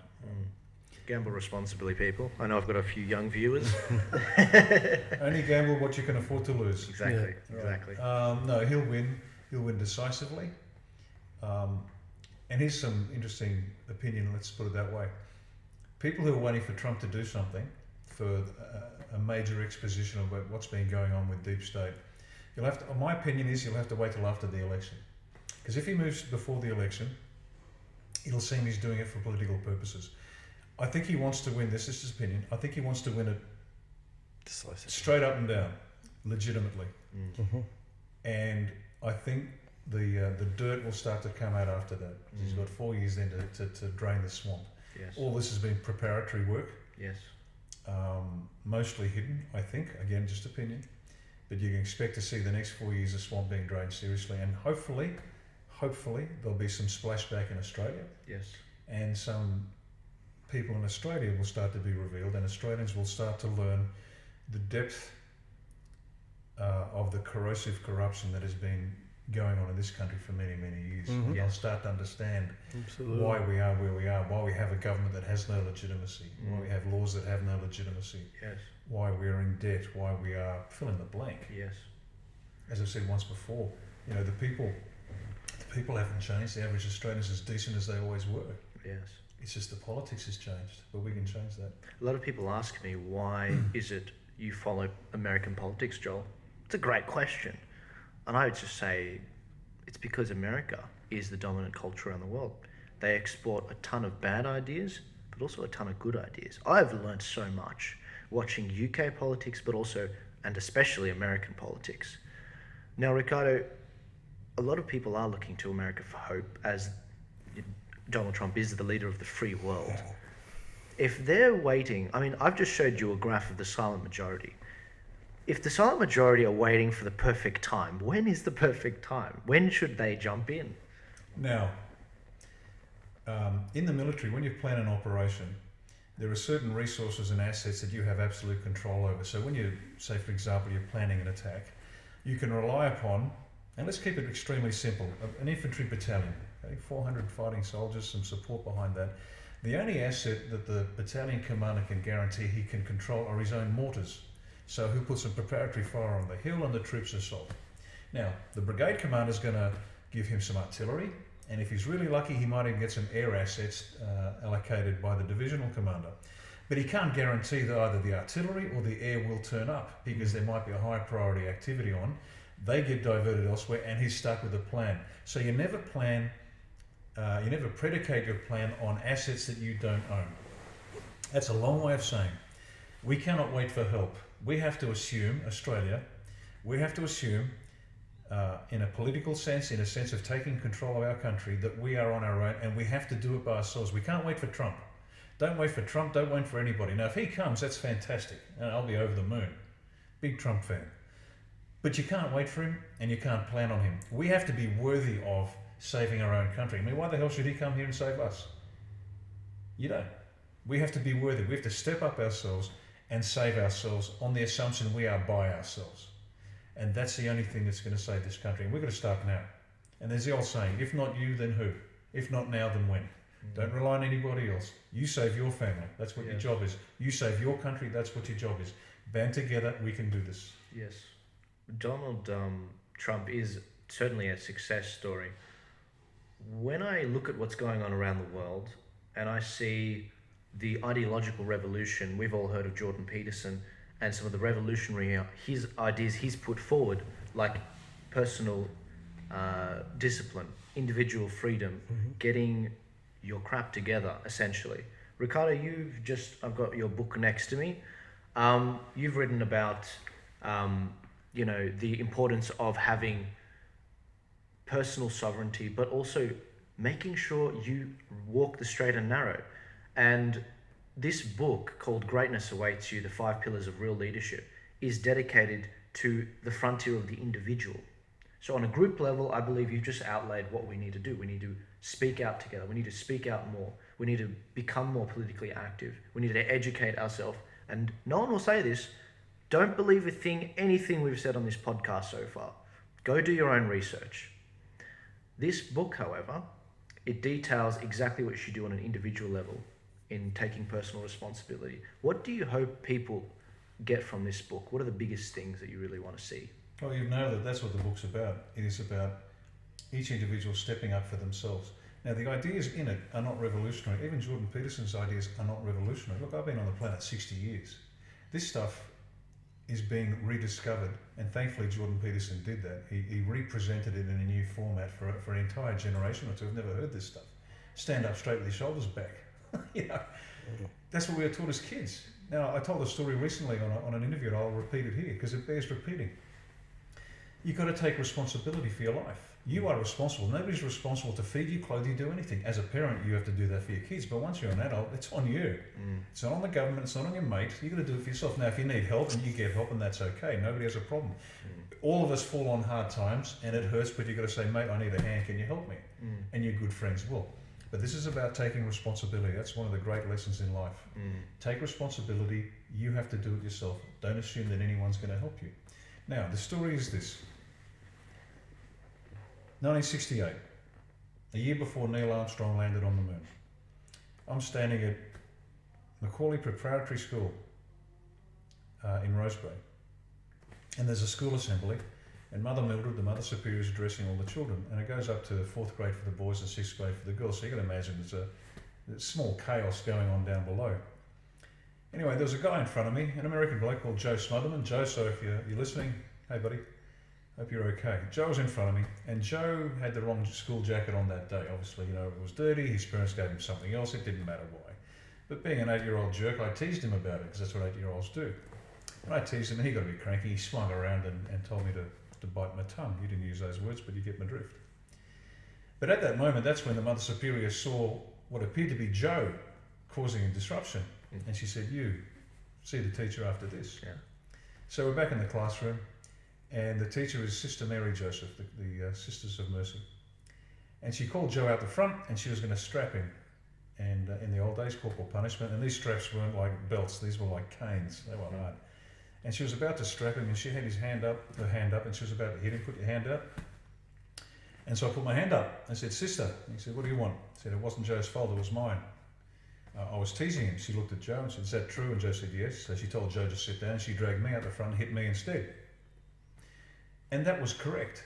Not that corporal punishment's correct, that's not what I'm talking about. But if an 8-year-old can tell the difference between right and wrong, if an 8-year-old can take responsibilities for his life, then come on, folks. It's time. This extended adolescence is over. You don't get to be a part-time adult. If you want the benefits of adulthood, you better pay the price. You got to live the life. You got to take responsibility for everything you think, say, and do. It's on you. And if you get hit and if you get hurt, that's God saying you messed up. Yes. Try another tack and keep moving forward. That's what you've got to do. And that's what this is about. And it'll guide you through every stage of the journey. And it applies for a chief executive to a single mum trying to raise good kids. But the point is this. This is the purpose of what we're doing. As I said, the politics is just a means to an end. The end is to raise the capability of every Australian, to give them the gifts that I was given and I struggled for and I was blessed with. To give them that same capability to say, yes, I can do this. I can do this. I don't need help. Need God's help, maybe, but it's up to me to take what God's given me and move forward and do what I have to do as best as I can. That's what I want to leave this nation. I want to leave a nation that's better capable of looking after itself, taking responsibility, and creating their own future. Romeo, are any other parties saying that sort of stuff? No. Yeah. Let's. I mean, One Nation now has, sort of taken a different line, which I agree with. That's why I jumped on board, and that's basically saying, they want the best. But Riccardo is saying that we are the best. We just need to be accepted, responsible for our own actions. That's the first time that I've heard it being put that way, and it's perfect. Look within yourself for the best that you can be. If a whole bunch of people started looking into themselves, especially Australians, and wanting to be the best they can be, it's inevitable that you're going to be successful. It's just impossible that you're not going to be. Yeah. And that could be the best that you can be in treating fellow Australians. The best that you can be at work, the best that you can be as a husband, Yes. the best that you can be as a father, being the best that you can be across everything. That leads to a nation being the best that it can be. You know, we can get doctors from overseas, and I agree with Senator Pauline Hanson. We want the best of what you've got to offer when it comes to immigration, but we can't rely on the best doctors coming to live here. We need to rely on the children that we've got, bringing up the best way we can for them to become the best doctors that they can be, the best soldiers that they can be, the best leaders, the best fathers, the best mothers. And I agree 100% with what we have to look within ourselves. You know, nobody's going to get you across the line. You'll see footage of marathon runners, and they're at the brink of collapse. But they're the best that they can be, that even they will crawl over the line to achieve that I've done it. Many will lay on the ground and say, I can't go any further. But it's these athletes that go, I'll crawl. I cried like when I saw this footage of this female marathon runner. She couldn't walk anymore. So she used her upper body to drag herself across the line. Wow. Now, I thought about what did she feel once she crossed the line. Can you imagine a whole society dragging themselves across the line? The euphoria. Yes, we did it. That's what our government doesn't want us to do. They want us to lay down and say, I can't go any further. But there's only 1 metre left. There's 1 metre. Right? And right now, I tell all Australian people, anybody that's watching, we've got 1 metre to get to where we need to be. Either you lay down and just for the rest of your life say, all I had was 1 metre. Or drag yourself, use your upper body strength and let your feet drag behind and get over the line. Because at least from then on, you know, I did it. Yes. And that's how you build success, believing that it doesn't matter how you get there, as long as you get there. So I agree 100% with Riccardo. Look within. You know, you need help, ask for it. Especially these days, you know, with what we're going through, this scaremongering and attack. Look within yourself. Yeah. You know, don't worry about what the media is saying. Yes. You know, if you believe in this coronavirus, do what you can to protect yourself. Don't, you know, if you do not believe that the mask is going to work, don't wear a mask. Yeah. But if you believe washing your hands, wiping your nose, do that. Yeah, absolutely. Don't rely on other people. This will lead me down to this, and I've said it in one of my posts many, many times. Go for it. We have a nation that is 70% determined to be successful. 30% are comfortable in the fact that I'm not successful because the government won't allow me to be. Okay? I lost my job because that boss doesn't like me. You know? I wasn't able to finish university because my parents couldn't afford to pay the fee. Yes. It's always somebody else's fault. Right?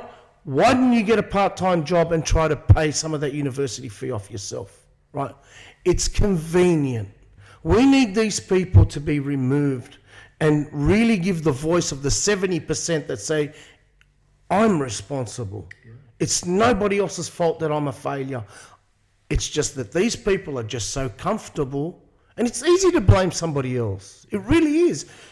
The reason why you got sacked from your job is because in the last 3 weeks, you've rocked up 10 times late.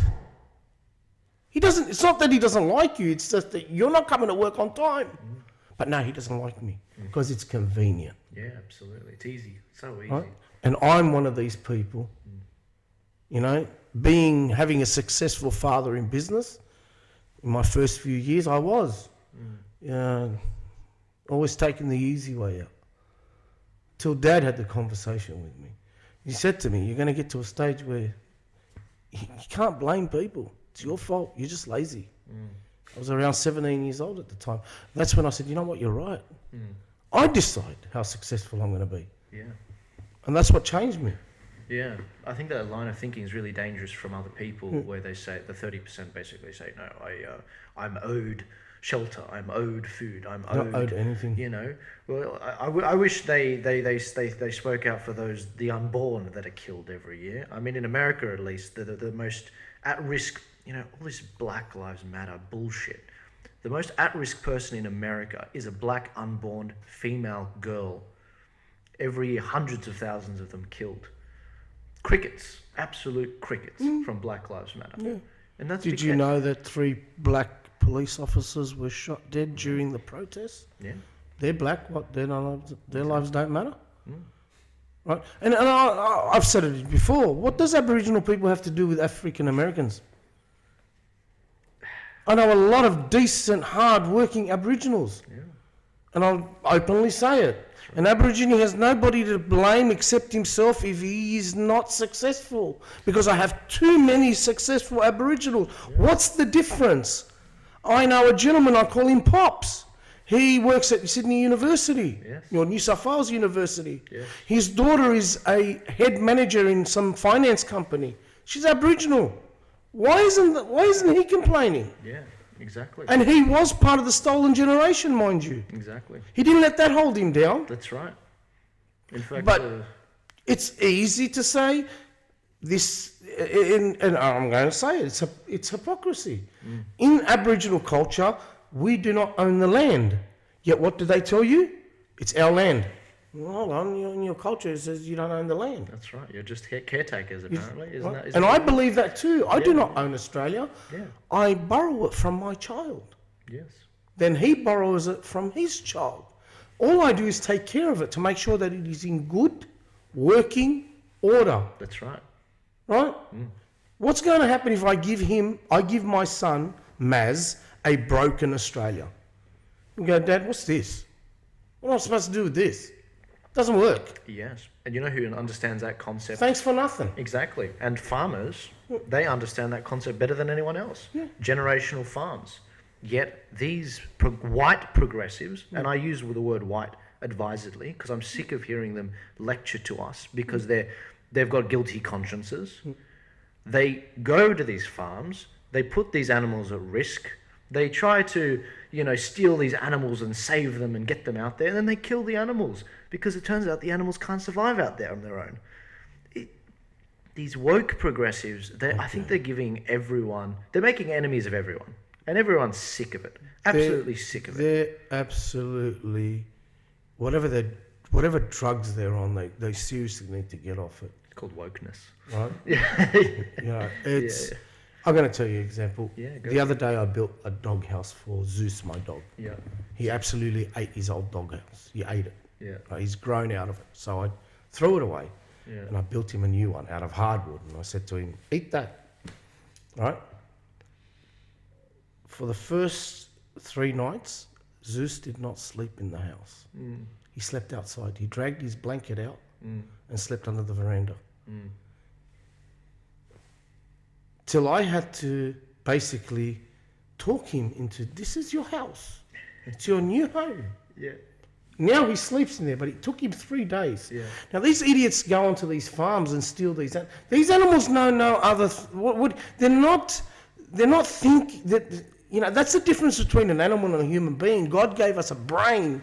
These are animals. Why you're actually detracting from a human the substance of being a human being when you're rescuing a chicken. That's a chicken. Why aren't you standing in front of an abortion clinic Exactly. trying to rescue a woman that's about to get rid of her child? Exactly. But you want a chicken. What are you going to... It's a chicken. If it dies, you eat it. That's right. Right? And then we have politicians, and I want to touch on this. Go for it. Please. Gladys Berejiklian. We have a family here, a Maronite Christian family that lost 3 angels. I don't consider lost. Yes. I consider, moved on and in a place where they should be. Yes. But the mother and father, lost in the sense that they're no longer with them. Yes. Gladys Berejiklian, the hypocrite, I'm watching TV and I see her standing next to the mother. Yet a few days earlier, you passed the law to allow babies to be murdered. We've lost 3 beautiful angels? That's right. And you stand next to the mother, you hypocrite? Yeah. But you just allowed another mother to openly destroy her baby, That's right. murder it. Exactly. And then they jump up, these lefties, and say, what about a girl that's gotten raped? Excuse me, do you understand the policies of a girl getting raped? She goes to the police take her to the hospital, the doctor says, here's the pill, you decide what you want to do. Not 9 months later. Exactly. But you know what it leads to? The leftist ideology of a woman that has fallen pregnant in a relationship or not, I don't care, she's pregnant. She's worked her way up the ladder in the last 7 months and got into a position where a child is inconvenient. So now I'll go get rid of it. No. That's murder. I don't care what you call it. Exactly. That's murder. Exactly. Heartbeat at 10 weeks.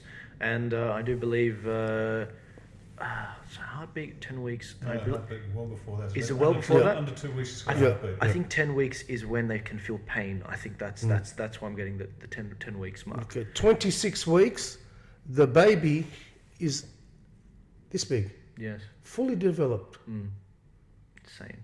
right? You know, Riccardo tapped on this before. Manufacturing of body parts. This is a new multi-billion-dollar industry that nobody wants to talk about. Yes.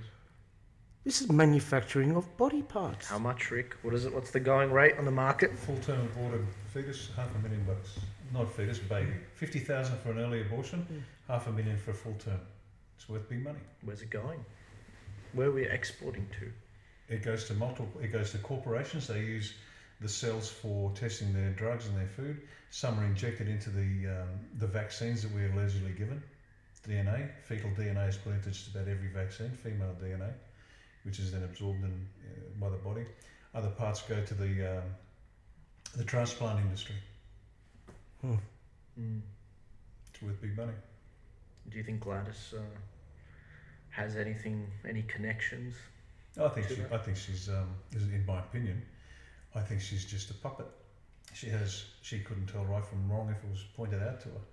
She just follows orders. I mean, she went against her own community on this.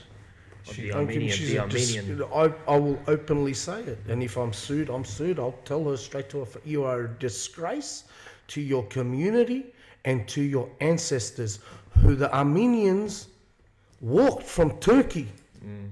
My next door neighbors are Armenians, and they told me what happened to the Holocaust of the Armenian people. Their belief in we must survive. They walk through the deserts. They have the pomegranate on their flag. And I asked him, why the pomegranate? He goes, because a mother had 3 children. She had 1 pomegranate, the fruit. And she would drop 1 pomegranate seed into every child's mouth until they got to a place when they walked through the desert to get away from the Holocaust that was committed. Your people are a representation of the ability to survive. And you are, as an Armenian person, has allowed the murder of a baby. Yes. Your ancestors fed her children 1 pomegranate a day because supposedly it's got so much nutrients and energy in it that they were able to survive. That's the moral of the story. Yet you, a direct ancestor to the Armenian people, a people that represent life and the struggle to live, Yes. condone the murder of a baby. You're a disgrace. You're an absolute disgrace. I always get frustrated when they throw what if the woman's been raped? What if it's a disabled baby? And I just say, well, look, it's very hard for me to argue when I meet someone who was born through a rape or they are retarded. It's very hard for me to say you should have been killed. And this is a full-grown person. I saw someone with Down syndrome testify before Congress in the US saying, no, don't kill me. What are you doing? I'm a successful person. I'm a contributing member of society. Better than the 30% that you were referring to, who suckle off the public's, wealth teat. And the victims of rape too. Even if we said, okay, no worries, those are fine, that's less than 1%. Since when do we let less 1% of cases in abortions dictate the other 99%? When does that happen? It's a mouse bossing around an elephant. It's ridiculous. And I just think that the whole debate, it's become incredibly maligned, and there will be a reckoning. We all know it.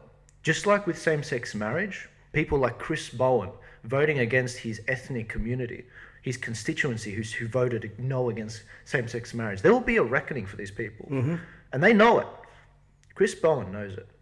And I know in my bones that this political party and these ideals that Riccardo is spouting will reverse this long march that we've seen.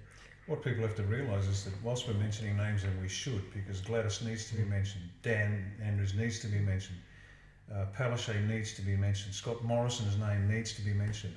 But what we've got to remember is that the parties that they lead are complicit by their silence. They are as guilty. Pick your favourite Liberal that you think is going to save the Liberal Party. Pick your favourite Labor MP, your favourite Green MP, your favourite Nationals MP.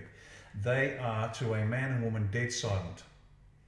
It is the party that is utterly corrupted. And a vote for any one of those parties is a vote for continuation of all that is worst about this country. You can't pick and choose. You can't pick and choose. Oh no, he's different. No, he's silent. What about her? She's silent. Every one of them. Yeah, but if you want to look at it this way, it's a very drastic way of looking at it, but I thought about it the other day. Australia is a girl, a young, vibrant, beautiful girl that has been abducted by 4 evil men, and they are raping her. And one of them is quiet while the other 3 do their business. When they are caught by the police and taken to court, the one that stayed quiet is just as guilty as the one that did the business, because he was part of it. And all these parties, they're all part of raping Australia. Whether they're quiet or not, their sheer silence is their guilt. And when the reckoning comes and judgment day comes, they are all as guilty as each other, and they must all be punished accordingly. That's the way we have to see it. Australia is a beautiful, vibrant young lady that we need to protect from these evil organisations, and that's what they are. Right? They retire, they get their pension. We don't. They're not answerable. They make a mistake, they don't even apologise. They're untouchable due to political immunity. Yeah. What? What is this? You promised me a tax cut. That's why I voted for you. That's right. It never came. You promised me that you will help the farmers, and I voted for you. It never came. Where is the, the repercussion for not fulfilling a promise? Where is it? Exactly. Our political immunity, I don't have to. And if we force politicians to keep their promise, nobody would want to be a politician. Great. That's right. I think it was. I'd rather somebody come in and promise something and do it than somebody to come in and it's just a handout. He's just getting $150,000 a year for doing nothing. Yeah, that's right. I don't want him. Yeah. Simple as that. Yeah, you alluded to it earlier. He alluded to it earlier in this discussion. A lot of the reasons why people get into politics are for the worst possible reasons. And you said it, Rick. It's every reason but to save the country and to have a flourishing Australia. I honestly think, I'm thinking aloud here. I've been engaging in politics for just 3-4 years now. In Australian politics, maybe 3 years. And I'm not sure if it's just that people have problems, which we do, but when I meet these politicians, when I meet those that are politically active in the parties, they've got problems. They're just it's of the psychological nature. It's either especially the third wave feminists are insane. It's like they never have seen the love of a man before, and so they take out their revenge on other women who want to have a family, for example. Well, if you want to love a man, go shave your armpits and legs. Maybe you'll get someone. Like, seriously. Yeah. I'm not being sexist here. I just think that screaming at people isn't the best way to achieve your objectives. And when it comes to these politicians like Dan Andrews, they just they just want people to love them. They want especially these former private school people. They just want to have the love of their fellow private school people they went to school with back in the day. And I just I think it was, as I said at the start, Thomas Sowell, I think it was him that said, if you enjoy board meetings and having meetings, you shouldn't be in government. That should not be the objective. You should be going in, getting the job done, and getting out and going to the bar after. Do a Nigel Farage, have a beer. But am I seeing things, guys? I mean, you guys are obviously a lot older, but the people that get into politics, often they have problems in their own life they don't want to wrestle with. So they go into politics and because it's a good distraction from dealing with the harder issue that they would have to look inwardly to fix that problem. What is that? Oh, they're not a group of people you're going to spend too much time with. They don't like each other much. They are all hyper competitive, even the ones that go in with the best of intentions, and of course there are some, but eventually they're too weak for the fight. It's just weakness. Oh, I can't win, don't try. And so we'll try to do the best we can. No. This is, as you say, you could randomly pick 151 people, give them a 4-year term, fixed term, and say get to work. And they'd do a better job than the current lot, as long as they just did what was right and wrong. Eventually it's either corruption and weakness. Because they're not imbeciles, or some are actually imbeciles. They are just thick as two short planks, or they're corruptible. But the people that want to get into politics, little megalomaniacs, they got egos that they need to feed. I've had real power. This is not something I choose. This is something I am compelled to do. Exactly. I don't want this job. I'd rather be travelling in the world consulting, making $1 million a minute. Exactly. I can tell you it's a whole lot more fun flying into Rome for a pizza, or flying to Vienna for a schnitzel, and I've done that. Next time you go, let me know. No, that's a whole lot more fun than this stuff. But this is a compulsion. This is a vocation. In the old days, when I was a kid, there's a thing called a vocation, which is derived from the Latin word, which is a calling. You feel this calling to do good, or to do something, and it's specifically related to religious orders. Romeo mentioned the motto for Who Dares Wins, and it's a ripper. For SAS, Who Dares Wins. It's a good one. And I've served for a number of regiments, and the first one was the Royal Australian Regiment, Infantry. Duty first. That's a bloody good motto. You've just got to do what you've got to do because it's got to be done whether you like it or not. You do your duty, and that applies to everything. From looking after an ailing parent, to looking after your kids, to maybe fighting and dying for your country. Duty first, great motto. Yeah. But it doesn't tell me why. That's right. It's his vocation. The vocation is his calling, right? Special Air Service Regiment, Who Dares Wins. Fantastic. Tells me what sort of man I have to be. I've got to be bold, step forward where nobody else will. That's great, but it doesn't tell me why. First Commando Regiment, Strike Swiftly. How to do my job. Yes. Don't let them see it coming. Just hit them so fast and so hard. Doesn't tell me why. And the reason I focus on the why is critical to everything. If the why is strong, if purpose is strong, everything is simple after that. Now, effort might be required to win, but the decision to commit is effortless. And when I look over my life, 60 years on the planet, you start to see a pattern. And my son asked me, he said, Dad, years ago, why do you do what you do? And it was a really good question because it never occurred to me because it was just in me. I didn't have to ask why. I just threw myself in. Yes. First game of rugby union, I had no idea about the game. I'd never seen a game, and they put me at the back because they thought I'd be a good runner. And I saw the scrum being pushed back, the ruck rather. And so I just ran straight in and helped because I couldn't stand the thought of these guys getting pushed back. We're losing ground. Can't lose ground. So I jumped in. I did it 3 times. The coach eventually said, "Oh, that's it. Get out of the back. So you're a forward. Get into the forward." I like that. And get stuck in where it hurts. Yeah. So this was in me from a very young age. Again, 8 years of age. I knew who I was. Yeah. I knew what drove me. I just responded to it. Yes. But in answering my son's question, I found a motto which sums up how I have lived my life to date, and it's magnificent. And it's somebody else's motto. It's the motto for the US Coast Guard. So others may live. it's just an instinct in me. If I see danger and I see an innocent, I feel compelled to stand between the two, regardless of the cost to me.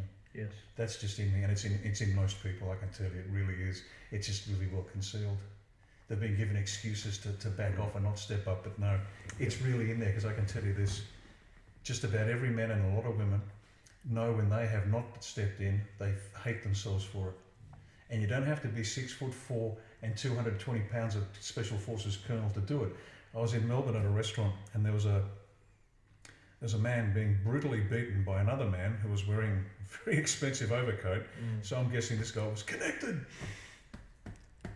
And I was in a restaurant, and I looked through the pane glass window. I saw it going on, so I raced out. And just as I was about to dive in, I said, "Stop! He's got a gun!" And I paused for a second to assess the situation. And while I was pausing, assessing the situation, there's no point dying stupidly. See what the threat is, and then reassess your plan of attack. A woman threw herself on top of the man that was being beaten up. And the guy that was doing the beating didn't want to hit the woman. So out of frustration, he got up and left. And I can guarantee you, I felt bad because I didn't go in.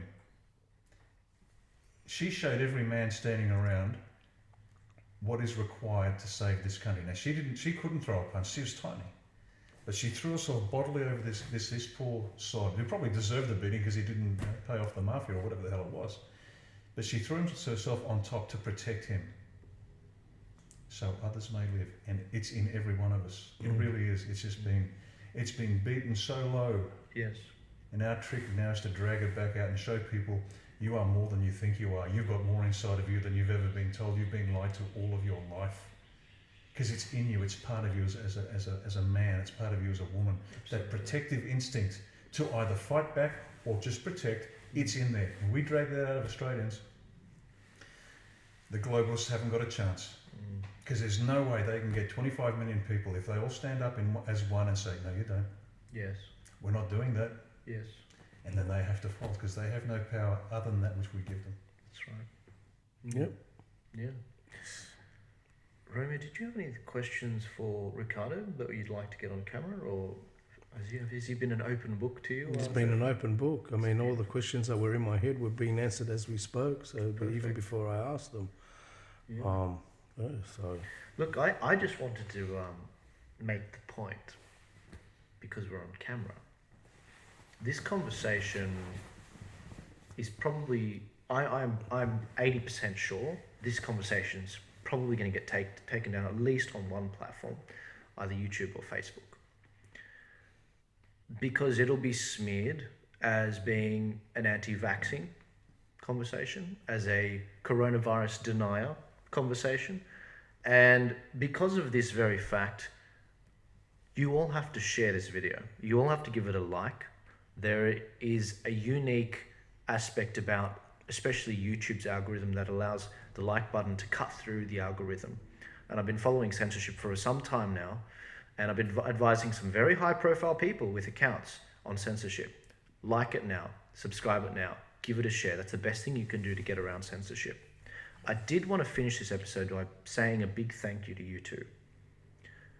All three of us, and Dougal included on his channel, and Fanos, and a number of the other people speaking out on these topics, are putting themselves at risk.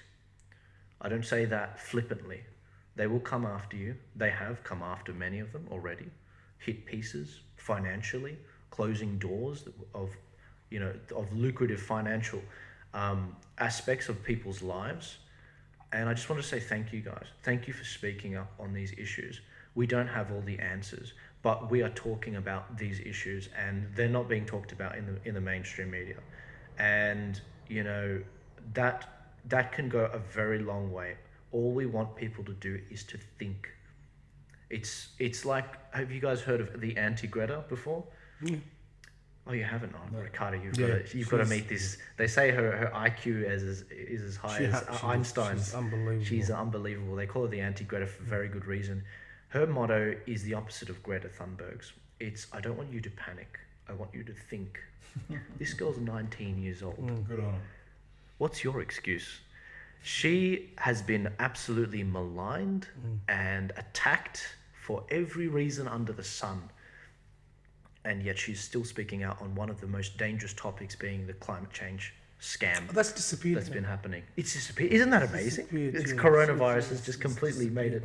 It's disappeared. But along what you're saying, I'd like Yes. to say to everyone that watches this, before you attack with your nasty comments, and I hope you don't, I'd like to remind you one thing. We are not anti-vaxxers. We are not, conspirators. We're fighting for one thing: your freedom to decide what you want to do. Okay? It isn't about getting vaccinated or not vaccinated. I couldn't care. I really don't. It isn't about whether the coronavirus is real or not. I couldn't care. I really don't.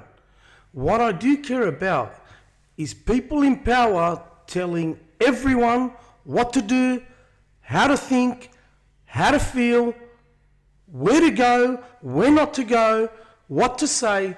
If you as Australians think that we're against all of these stuff and we're trying to brainwash you, the government is brainwashing you. The media is brainwashing you. All we are trying to do is let you know that you have a very well-developed brain, and for the love of God, use it. That's it. Fight for your freedom to decide what is good for you. So that should bring an end to anybody accusing us of anything. All we are standing for is the freedom to decide what is good for me. That's right. That's it. And you know what? If people are trying to shut down our free speech, I would remind you of this. I've been saying it for 3 bloody years. If you don't stand up for the speech of lunatics, then your speech will eventually be shut down. You'll be looking around saying, oh, I didn't help them. Now who's going to defend me? We're not lunatics. They already silenced the lunatics. The Alex Jones of the internet, they've been silenced. They're gone. You're left with moderates. Trust me, we are moderates. We're not radicals. If you let us get silenced, they're coming after you. In America, they're discovering this right now. They're discovering that, oh my gosh, all of these conservatives, they've been taken off the mainstream media. They're not on Twitter anymore. They're on Parler. They've gone to alternate, platforms. They can't defend me anymore. The corporations have been completely taken over. The HR departments are this monster within every company, which is just completely bloated, that serves pretty much no decent objective. It's insane. Remember this. You have to speak out for other people's free speech. We'll stumble. We're going to get it wrong. But you can't get rid of the concepts. And you know what? There's a number of political parties which I don't agree with at all, but they have the fundamentals right. The importance of the individual, the equality between the sexes, equality before the law. People like Gladys, they don't have it right. They haven't got the fundamentals, the sovereignty of freedom of speech. And that's what really makes people angry, when they know that they've got a muzzle over their mouth. Riccardo, have you got any other final comments you'd like to leave the viewers with? Just to take up where you mentioned about they're next. It's an old story. If you know history well enough, the ones that facilitate the takeover are the first ones up against the wall. That's right. It happened in Stalin's Russia. In fact, the Cheka would execute, and they executed with bullets to the back of the head, millions, and it takes a long time to do that.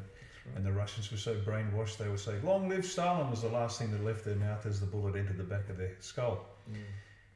The people in politics, the bureaucracy, the military, the church, the media, all of these people think they're going to survive. That's right. They're next.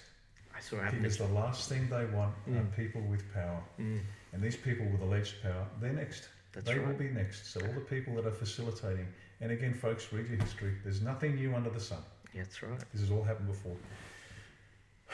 The last thing I'll say is this. Sure. The final victory is certain. We will win. Of that I'm certain. The time, the duration it'll take, the route to get there, that'll be revealed in time.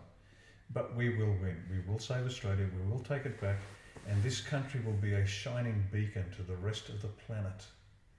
We have some geographic peculiarities that make us safe. We are an island continent. We have resources. We have the right people. We have as much as we need of everything. If we get rid of the bad leadership in that elite group, we've got a chance, and we will. We're going to do it. Yes. We will be. We'll be the saviour of Western civilization. We will be the best, brightest place on the planet because we're going to make it that way. Absolutely. Ladies and gentlemen, I give you Romeo Georges and Riccardo Bosi. You can follow them both on Instagram, YouTube, and Facebook. They both have accounts there. I just want to say a big thank you to all my supporters, especially financial supporters. Thank you for joining the family. Thank you for making this possible. You can find the links for following these guys and myself in the description below. Gentlemen, thank you for joining me. Thanks for John. having us. Pleasure. All right. Thank you, guys. Superb.